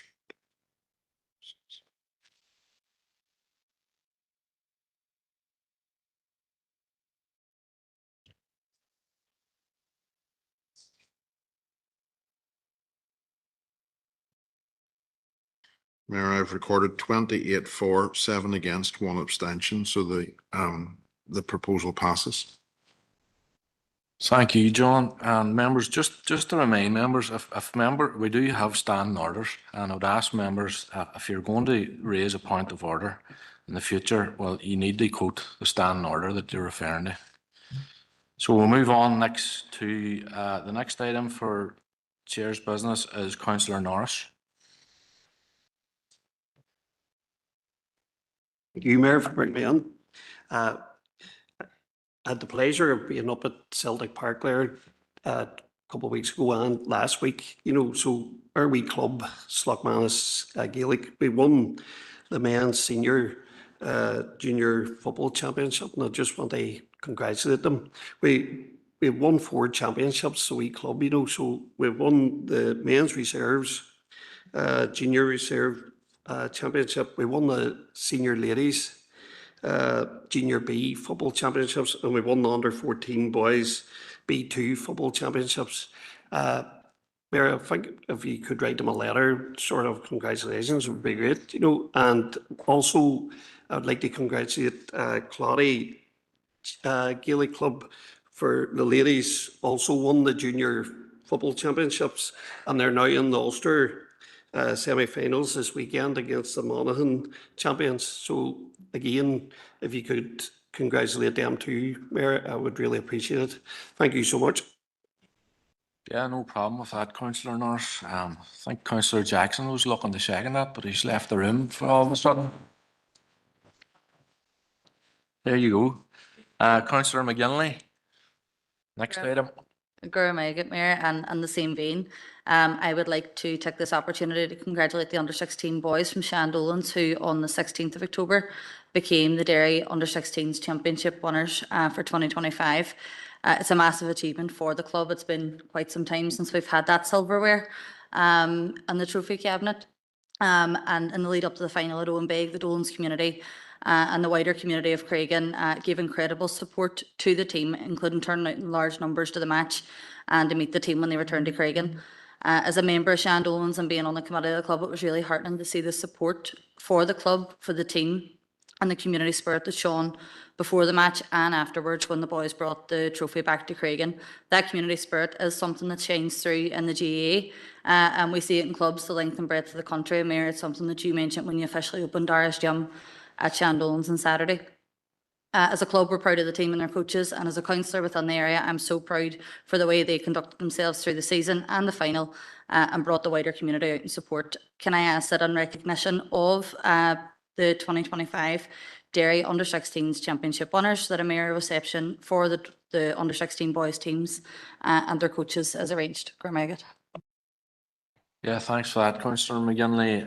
As you said, I was up there on Saturday opening Dara's gym up there. Fantastic facilities right in the heart of the city, and no doubt that the gym will help contribute to further success. So yeah, be no problem with that. Our next item then is Councillor O'Farrell. Thanks very much for giving me permission to speak, Mayor. But I'd just like to congratulate Science Swift's 2017 youth team. They have won the Derry and District Summer and Winter Cups in their first year of entering the competition. This is a great achievement for the youngsters in Sion there, and it's also a great achievement for their coaches, Barry McGuigan and Liam McNamee. I would ask you to acknowledge their achievements with a reception, if possible. Avera Romayogan. Ceart Galore, Councillor, and your second item. Just bhfuil an Joshua a happy hon foreign the falcha cur na Commissioner Gaelig August and Commissioner Altish Kamai. I would just like to take this opportunity to welcome the appointment of our Irish Language Commissioner and the Ulster Scots Commissioner. It's long overdue, but at least it's here now. And this is a watershed as far as we're concerned in the Irish language. It is a historical move in the right direction in the campaign towards rights and recognition for Irish language speakers and Ulterish speakers. So I would like this council to acknowledge this appointment, or these appointments. Maleshko. Foster. Thank you, Councillor O'Farrell. Members, that is the last item under Chair's business. So I'll move on now to item 6, which is the confirmation of the open minutes of the previous full council meeting last month, September. For accuracy, pages 7 to 44. Would I have a proposer and seconder, please?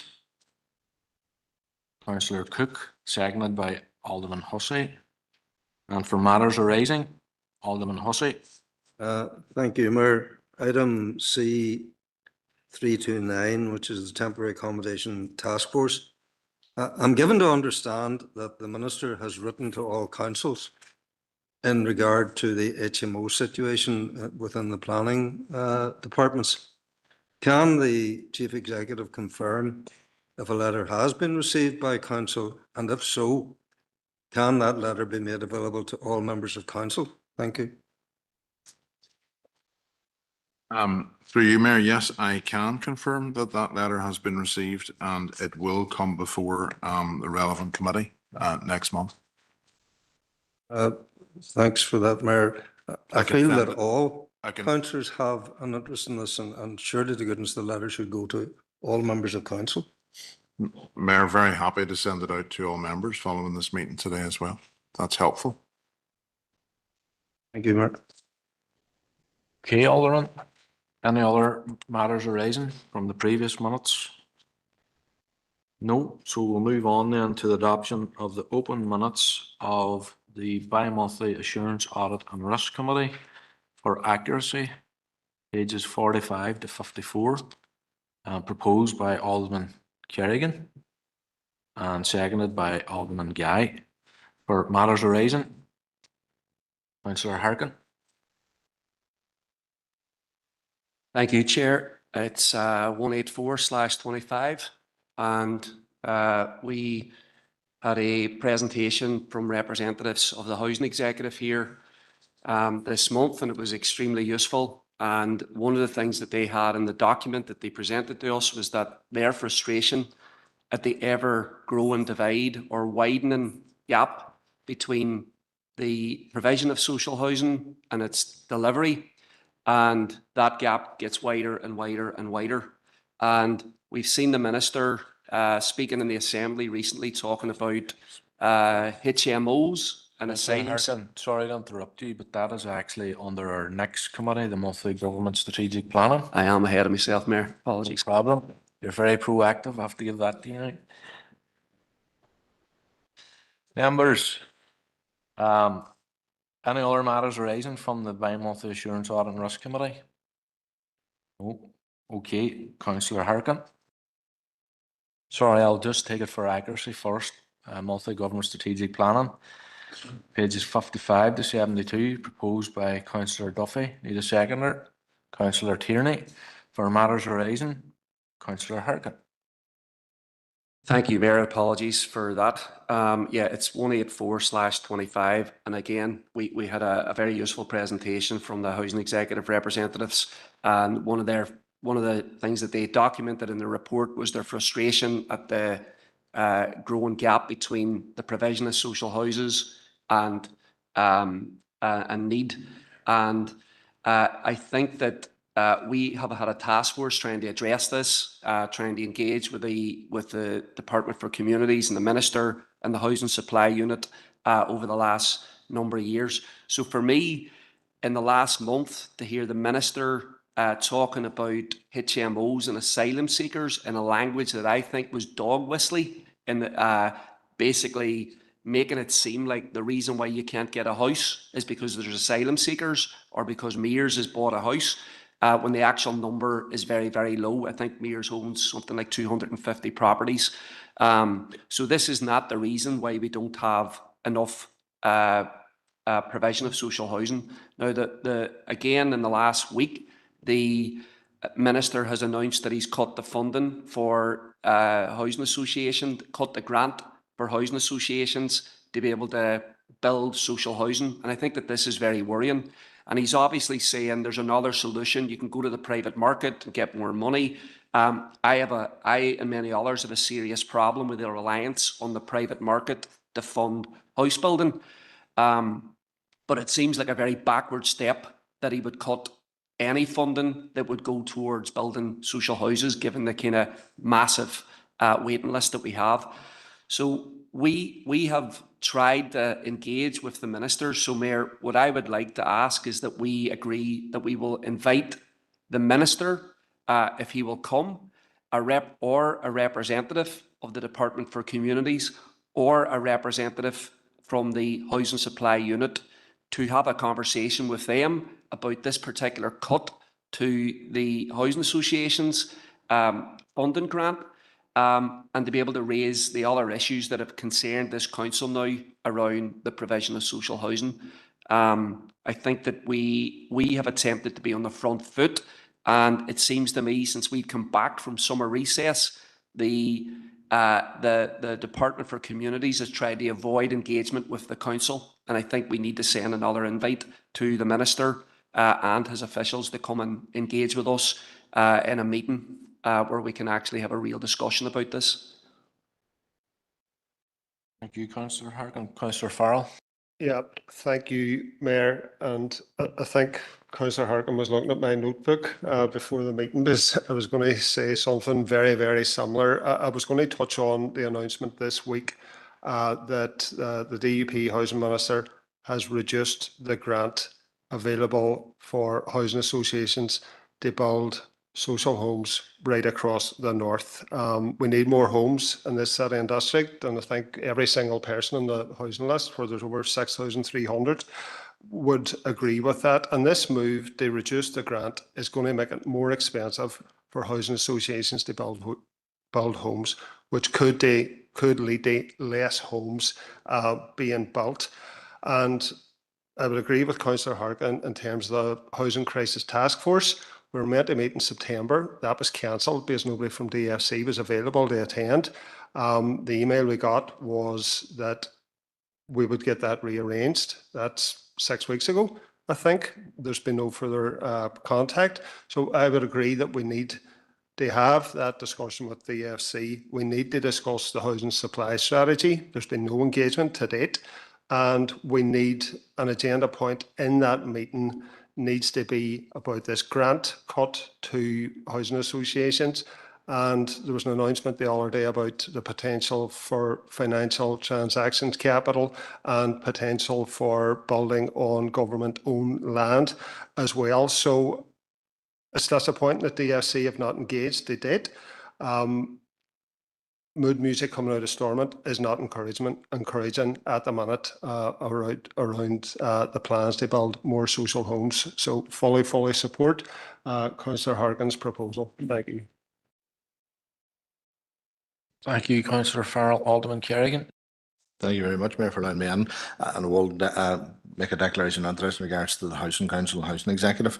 Again, I've no issue in regards to an invitation which has been requested there for whoever to attend, and be that to a committee or be that to a council meeting.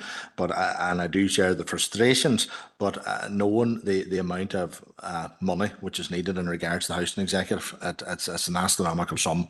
And one of the main things there which the Housing Executive seems to be pushing is in regards to the revitalisation and seeking to get this work done there, particularly with the Treasury at Westminster, whereby they can borrow against their existing stock, which will not affect the Northern Ireland Block Grant.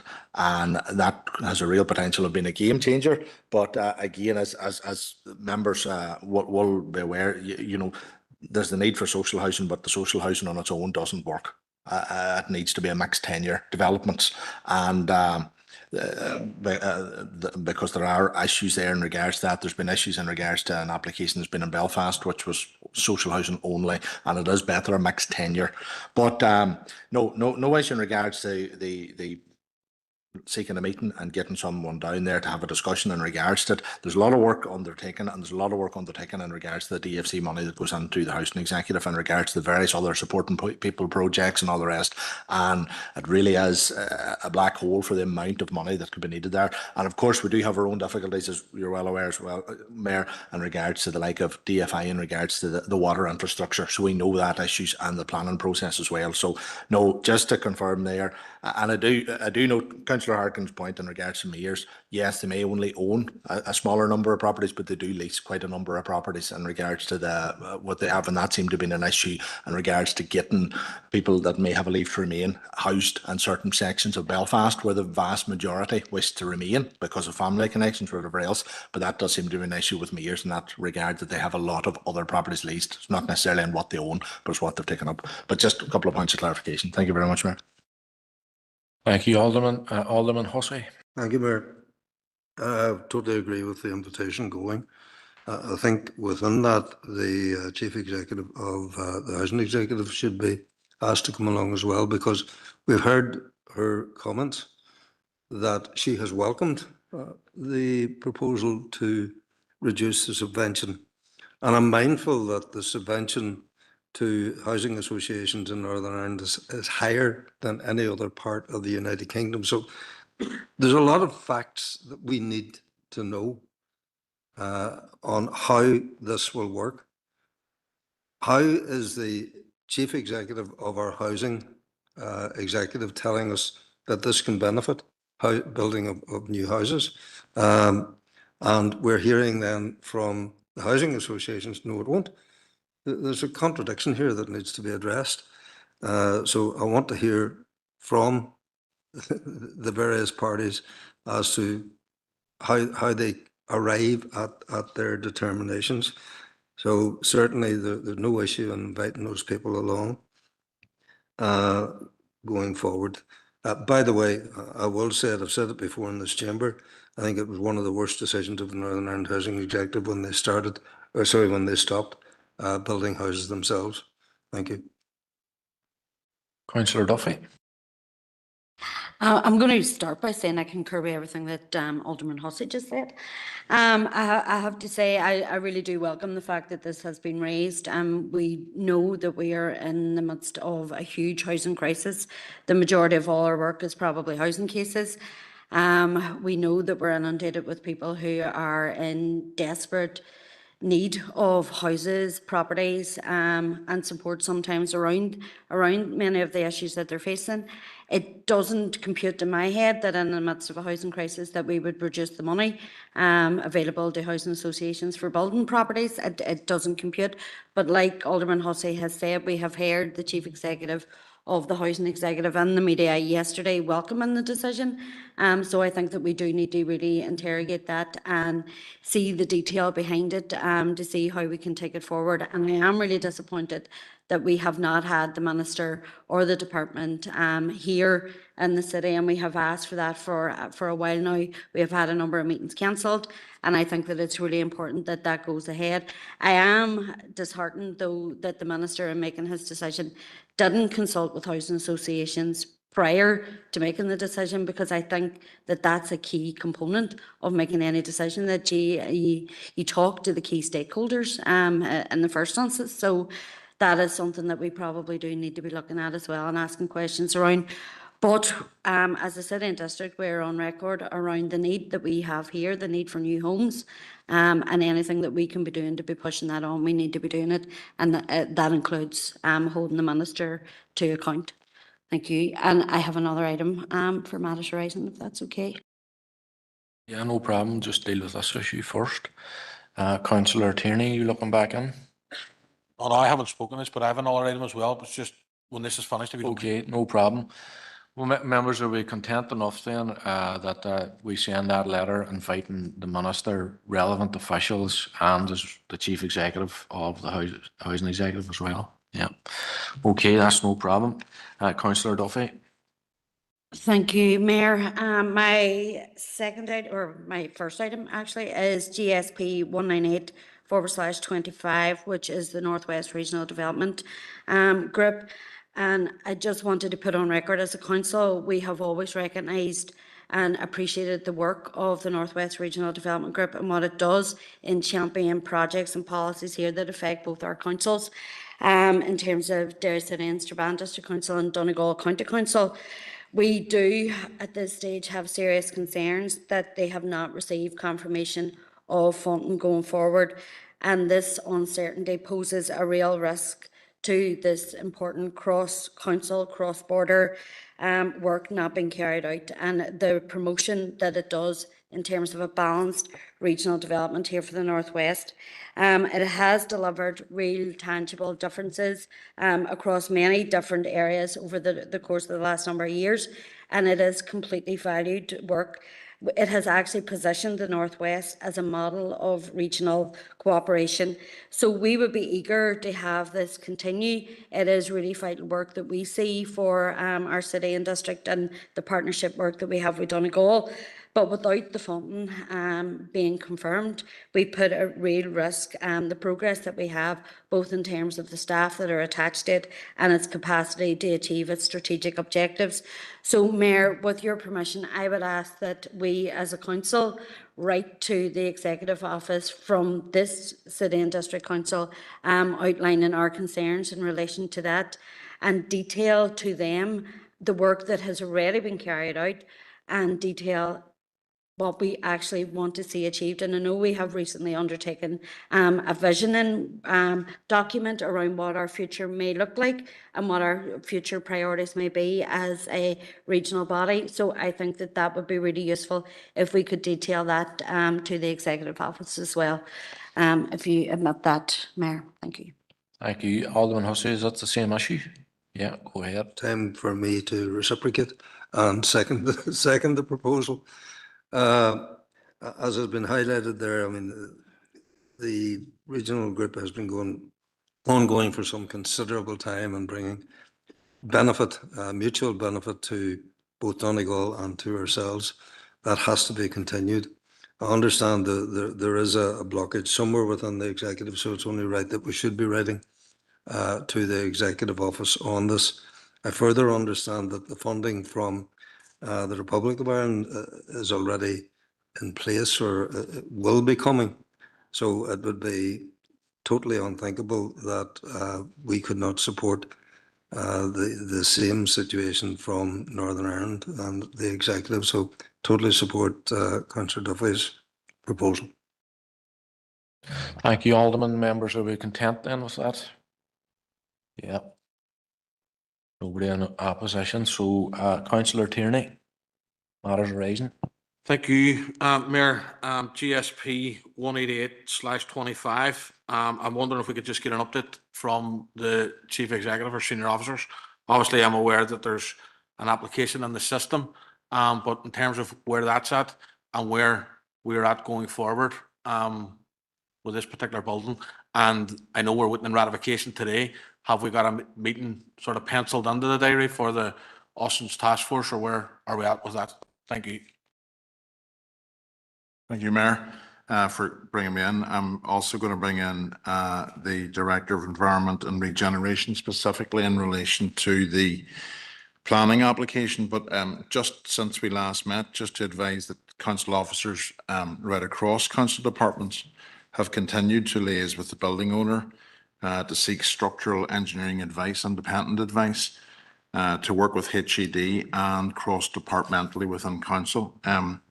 Council has also taken the lead members in liaising with the locally impacted businesses in the street.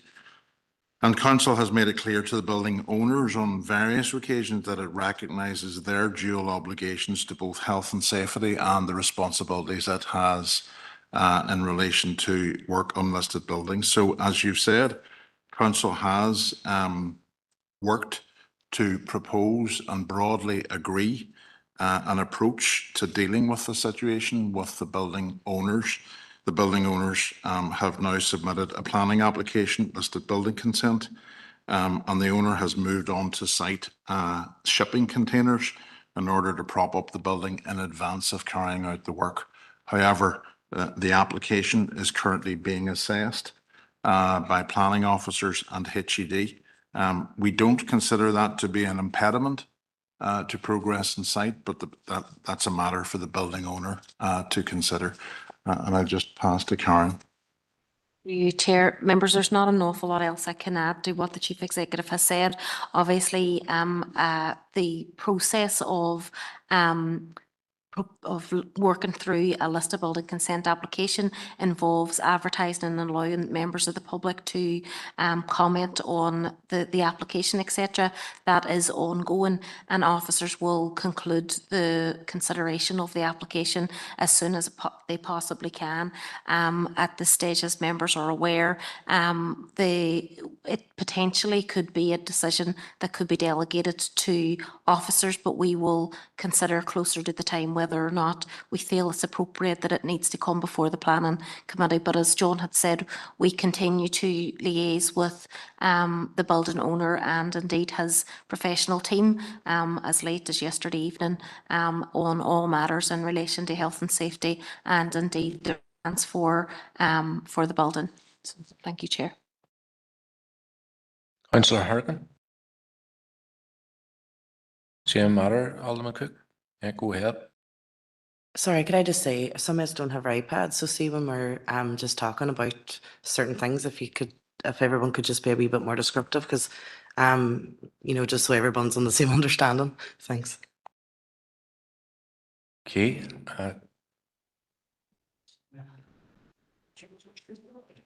Sorry, a lot of us don't have iPads, so ModGov's not working.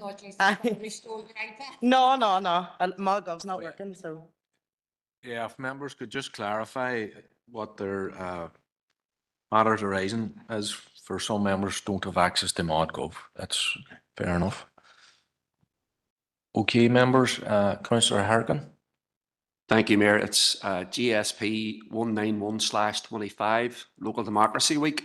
And I just wanted to quickly thank council officers and thank all the students, schools, youth organisations, teachers that participated in the Local Democracy Week.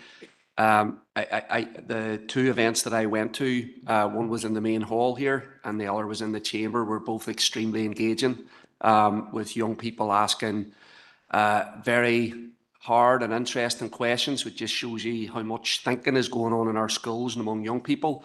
I had a very interesting conversation in the main hall that a number of us were at, where we pretended to be zombies and did other things, which was a lot of fun. But students were asking about their right to go to the toilet.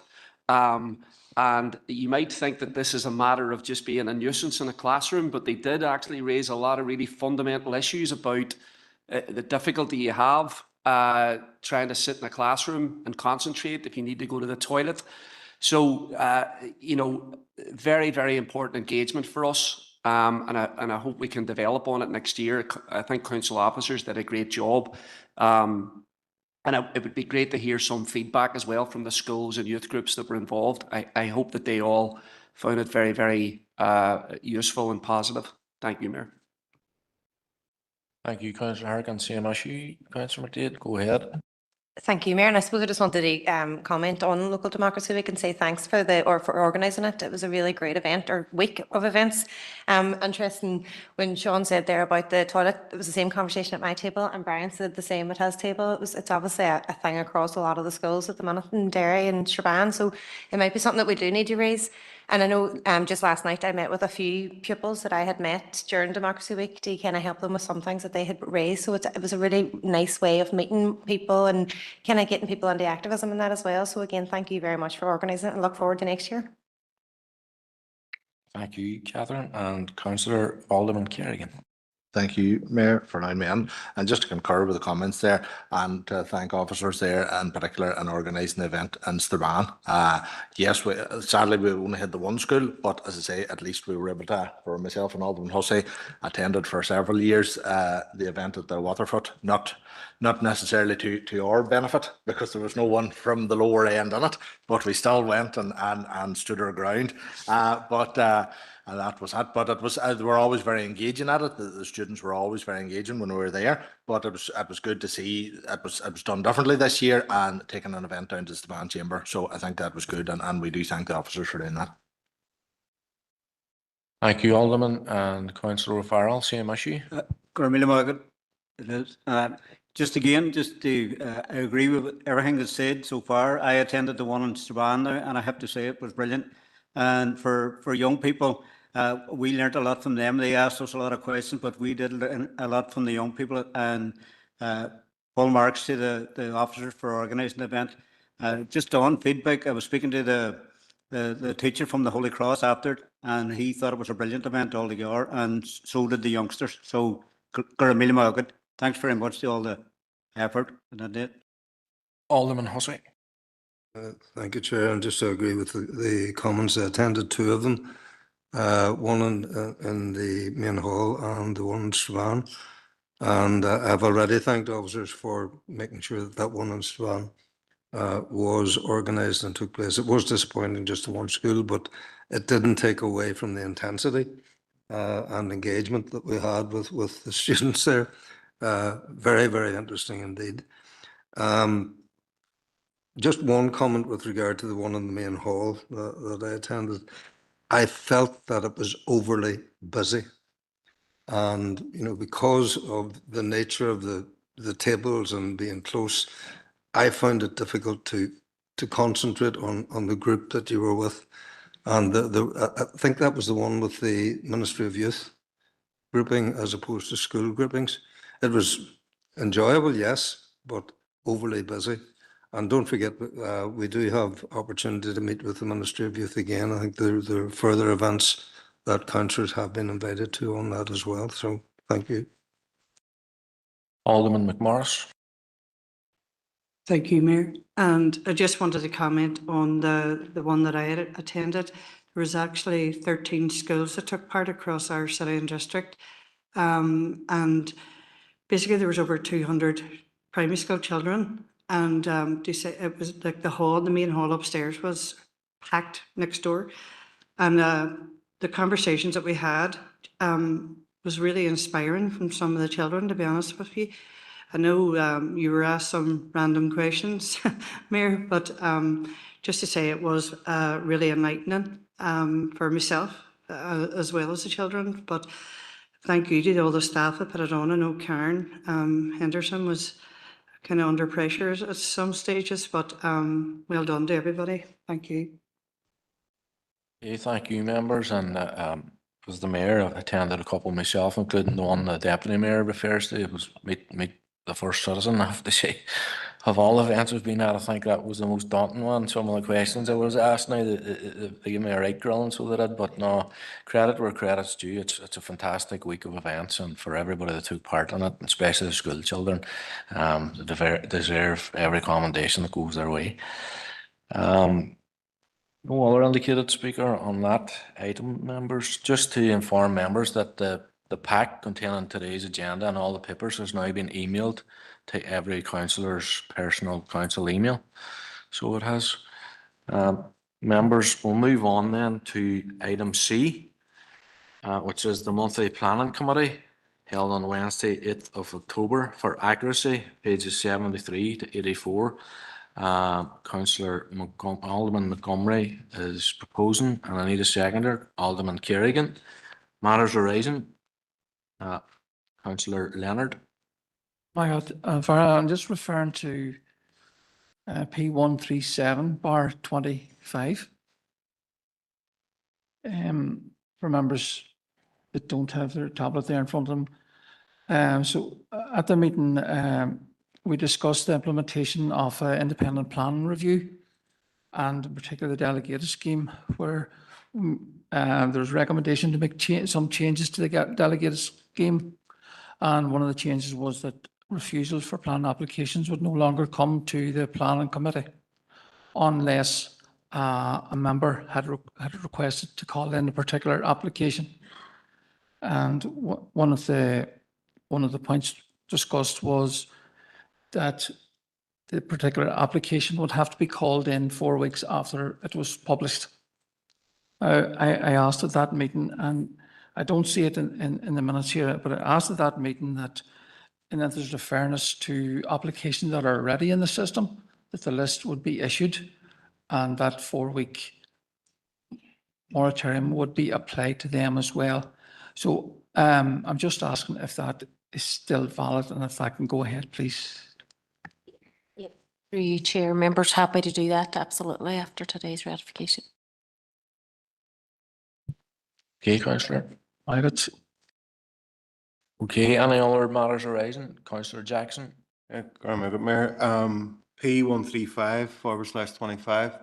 It's in relation to 2 planning applications that the committee approved the month earlier. And there was advice given to the committee that those applications would need to be referred to DFI.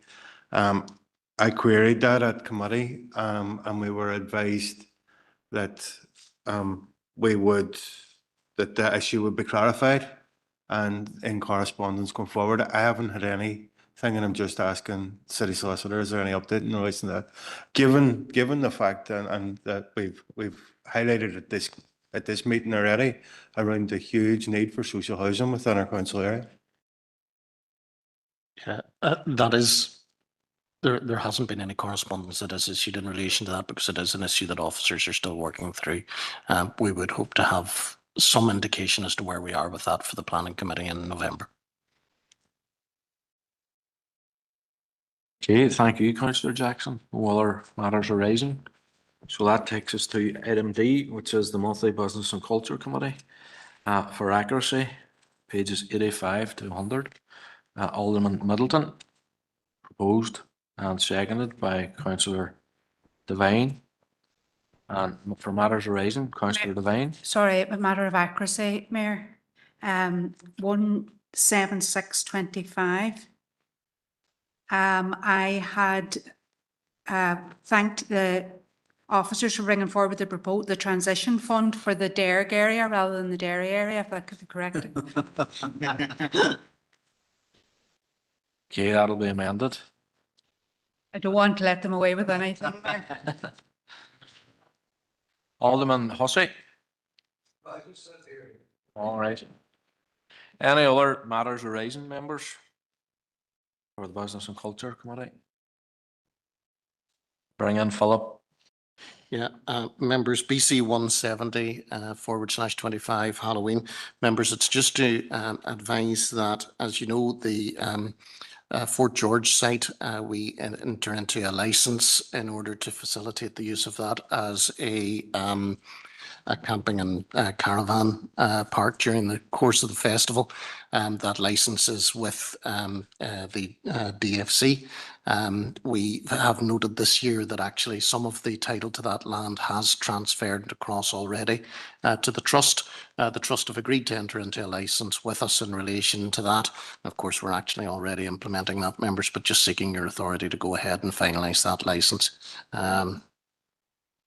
Okay, do you need a proposer for that, or? Yeah, could I have a proposer and seconder? Councillor Hutton? Councillor Tierney? Okay, members, content enough? Any other matters arising? No, well, that brings us then to item E, which is monthly environment regeneration for accuracy. Alderman Middleton, seconder, please. Alderman Kerrigan, for matters arising. Alderman Hussey. Thank you, Mayor. ER 224 was the application to erect a memorial within the city cemetery, and totally agree, it was very, very welcome. And I suppose this was similar to the Irish Defence Forces UN Veterans Memorial that was erected in the city cemetery.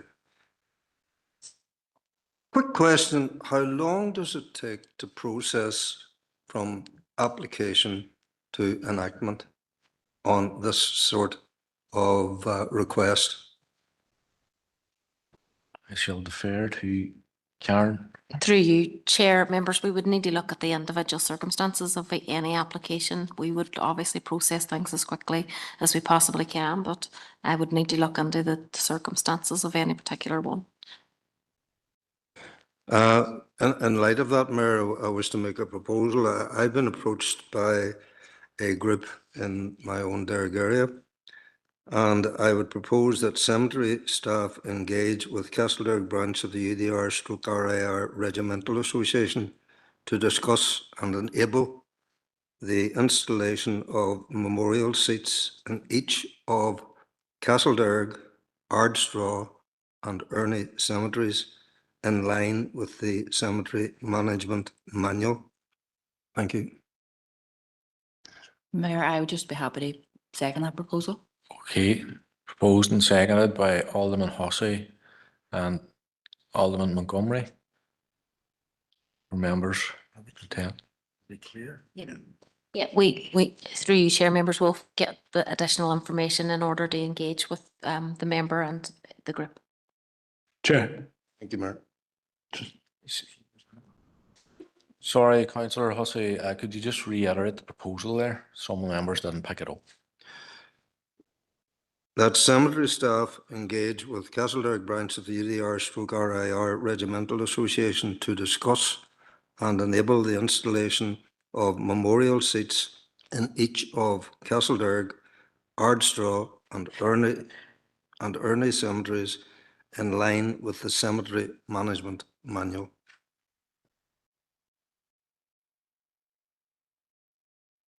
Councillor Gallagher. Thank you, Chair. I think that this may set a precedent, Chair, where, as in previous occasions, a report gets done and comes into a relevant committee and gets proposed, accepted, or whatever, or rejected for that matter.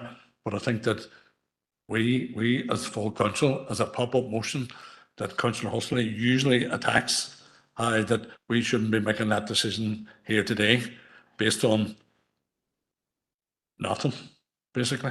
Thank you. No, through you, Chair, members, we will engage with the event and obviously we'll bring a report on to members for consideration following that engagement. Thanks. Hey, Councillor Mayor, that was exactly what I imagined would happen, the same as with the White Butterfly Foundation and with the UN Veterans. The report came in. Yeah, that's been clarified by the officer. Councillor Jackson.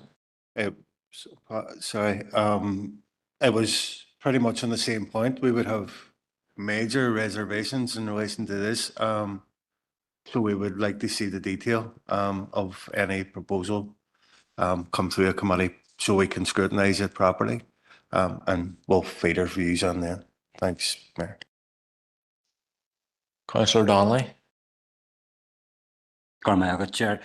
Chair, as a Republican, I would be opposed to any memorial to members of the UDR, given their regiment of the British Army and given their history, murderous history in 6 counties. Thank you. Okay, councillor Harkin, had you indicated there? Separate issue, no problem. Okay, members, councillor Harkin. Thank you, Mayor. It is ER 229/25. This is about my boy, and I just wanted to make members aware that there will be a community inquiry beginning in November, running over 4 days in Eglinton, Strathfoyle, Drumahoe, and in the city at Calderland. It's a community inquiry about the Boy environmental scandal, and it is backed and organised by the Gathering, the Committee for the Administration of Justice, Friends of the Earth, the Public Interest Legislation Support Group, and the Environmental Justice Network. The reason why they're holding a community inquiry is for obvious reasons.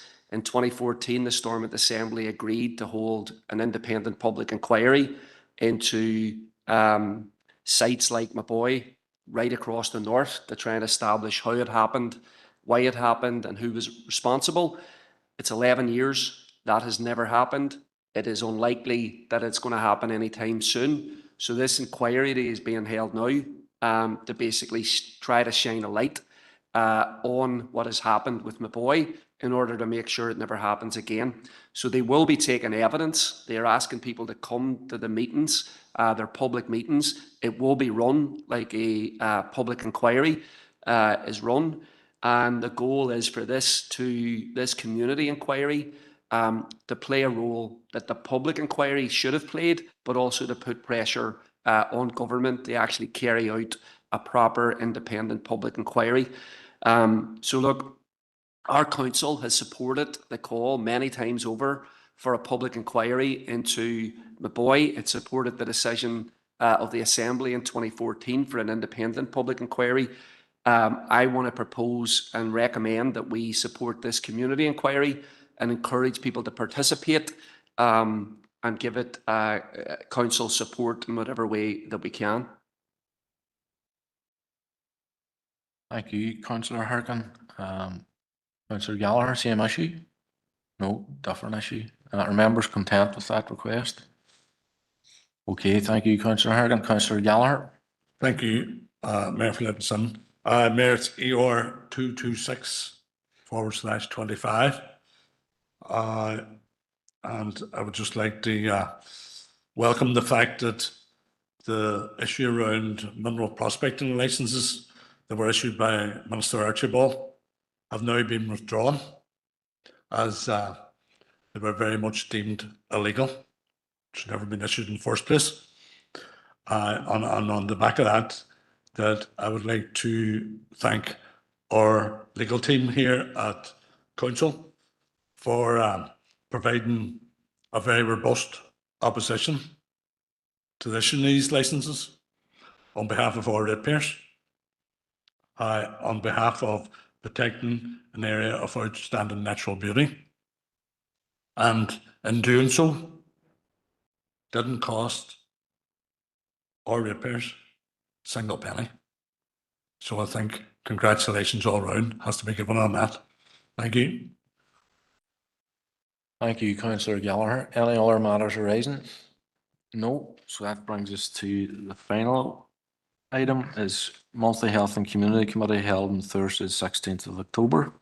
For accuracy, pages 115 to 134. Proposed by Alderman Montgomery, seconded by Alderman McMorris. And for matters arising, any matters arising, Alderman Hussey. HC 243, page 118. Sorry, I should have brought this in accuracy. I missed it. My apologies. Just realised its accuracy. It stated there that I said the waiting time in the Galvin Emergency Department was 123 minutes. What I had said was that there was a waiting list of 123 patients, as opposed to I'm sure some people would have welcomed a 123-minute waiting time in some accident emergencies. Okay, Alderman, that'll be amended. Any other matters arising under Health and Community Committee? Councillor Harkin. Thank you, Mayor, for letting me in. It's HC 253/25, and it's the football fund, NI football fund. And obviously, council is aware that Derry City is going to be progressing a legal challenge to the football fund, the football funding, the disappointing one that left out teams here in the city and others in the northwest, and they're doing that along with Crusaders. And I wish them well in that, and I hope it progresses and we see some justice in terms of the funding for the Ryan McBride Brandywell Stadium. We also, or many of us, received letters from Institute where they outlined their issues, but also indicated that they wouldn't be able to proceed with a legal challenge because they couldn't afford it. And a number of us have spoken to Institute about the challenges they face and their hopes and their aspirations. And can I just get confirmation that Institute representatives will be able to come in and do a deputation to the Health and Community Committee? I know that this is something that they're very eager to do in the coming months. Yeah, Councillor Harkin can confirm that they're coming on to present the Health and Community in November. And maybe the... Mayor, just to confirm, it's the 19th of November, a special committee meeting, and Institute will be one of 3 presenters. Okay. Alderman Hussey. Thank you, and thank you to Councillor Harkin on that. One of the things that we're asking for was clarity and transparency on how the decisions were reached. Will we have that clarity and transparency before Stuart come in?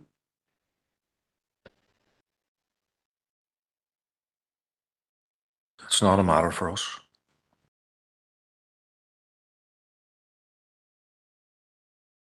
Okay, members, any other matters arising? No.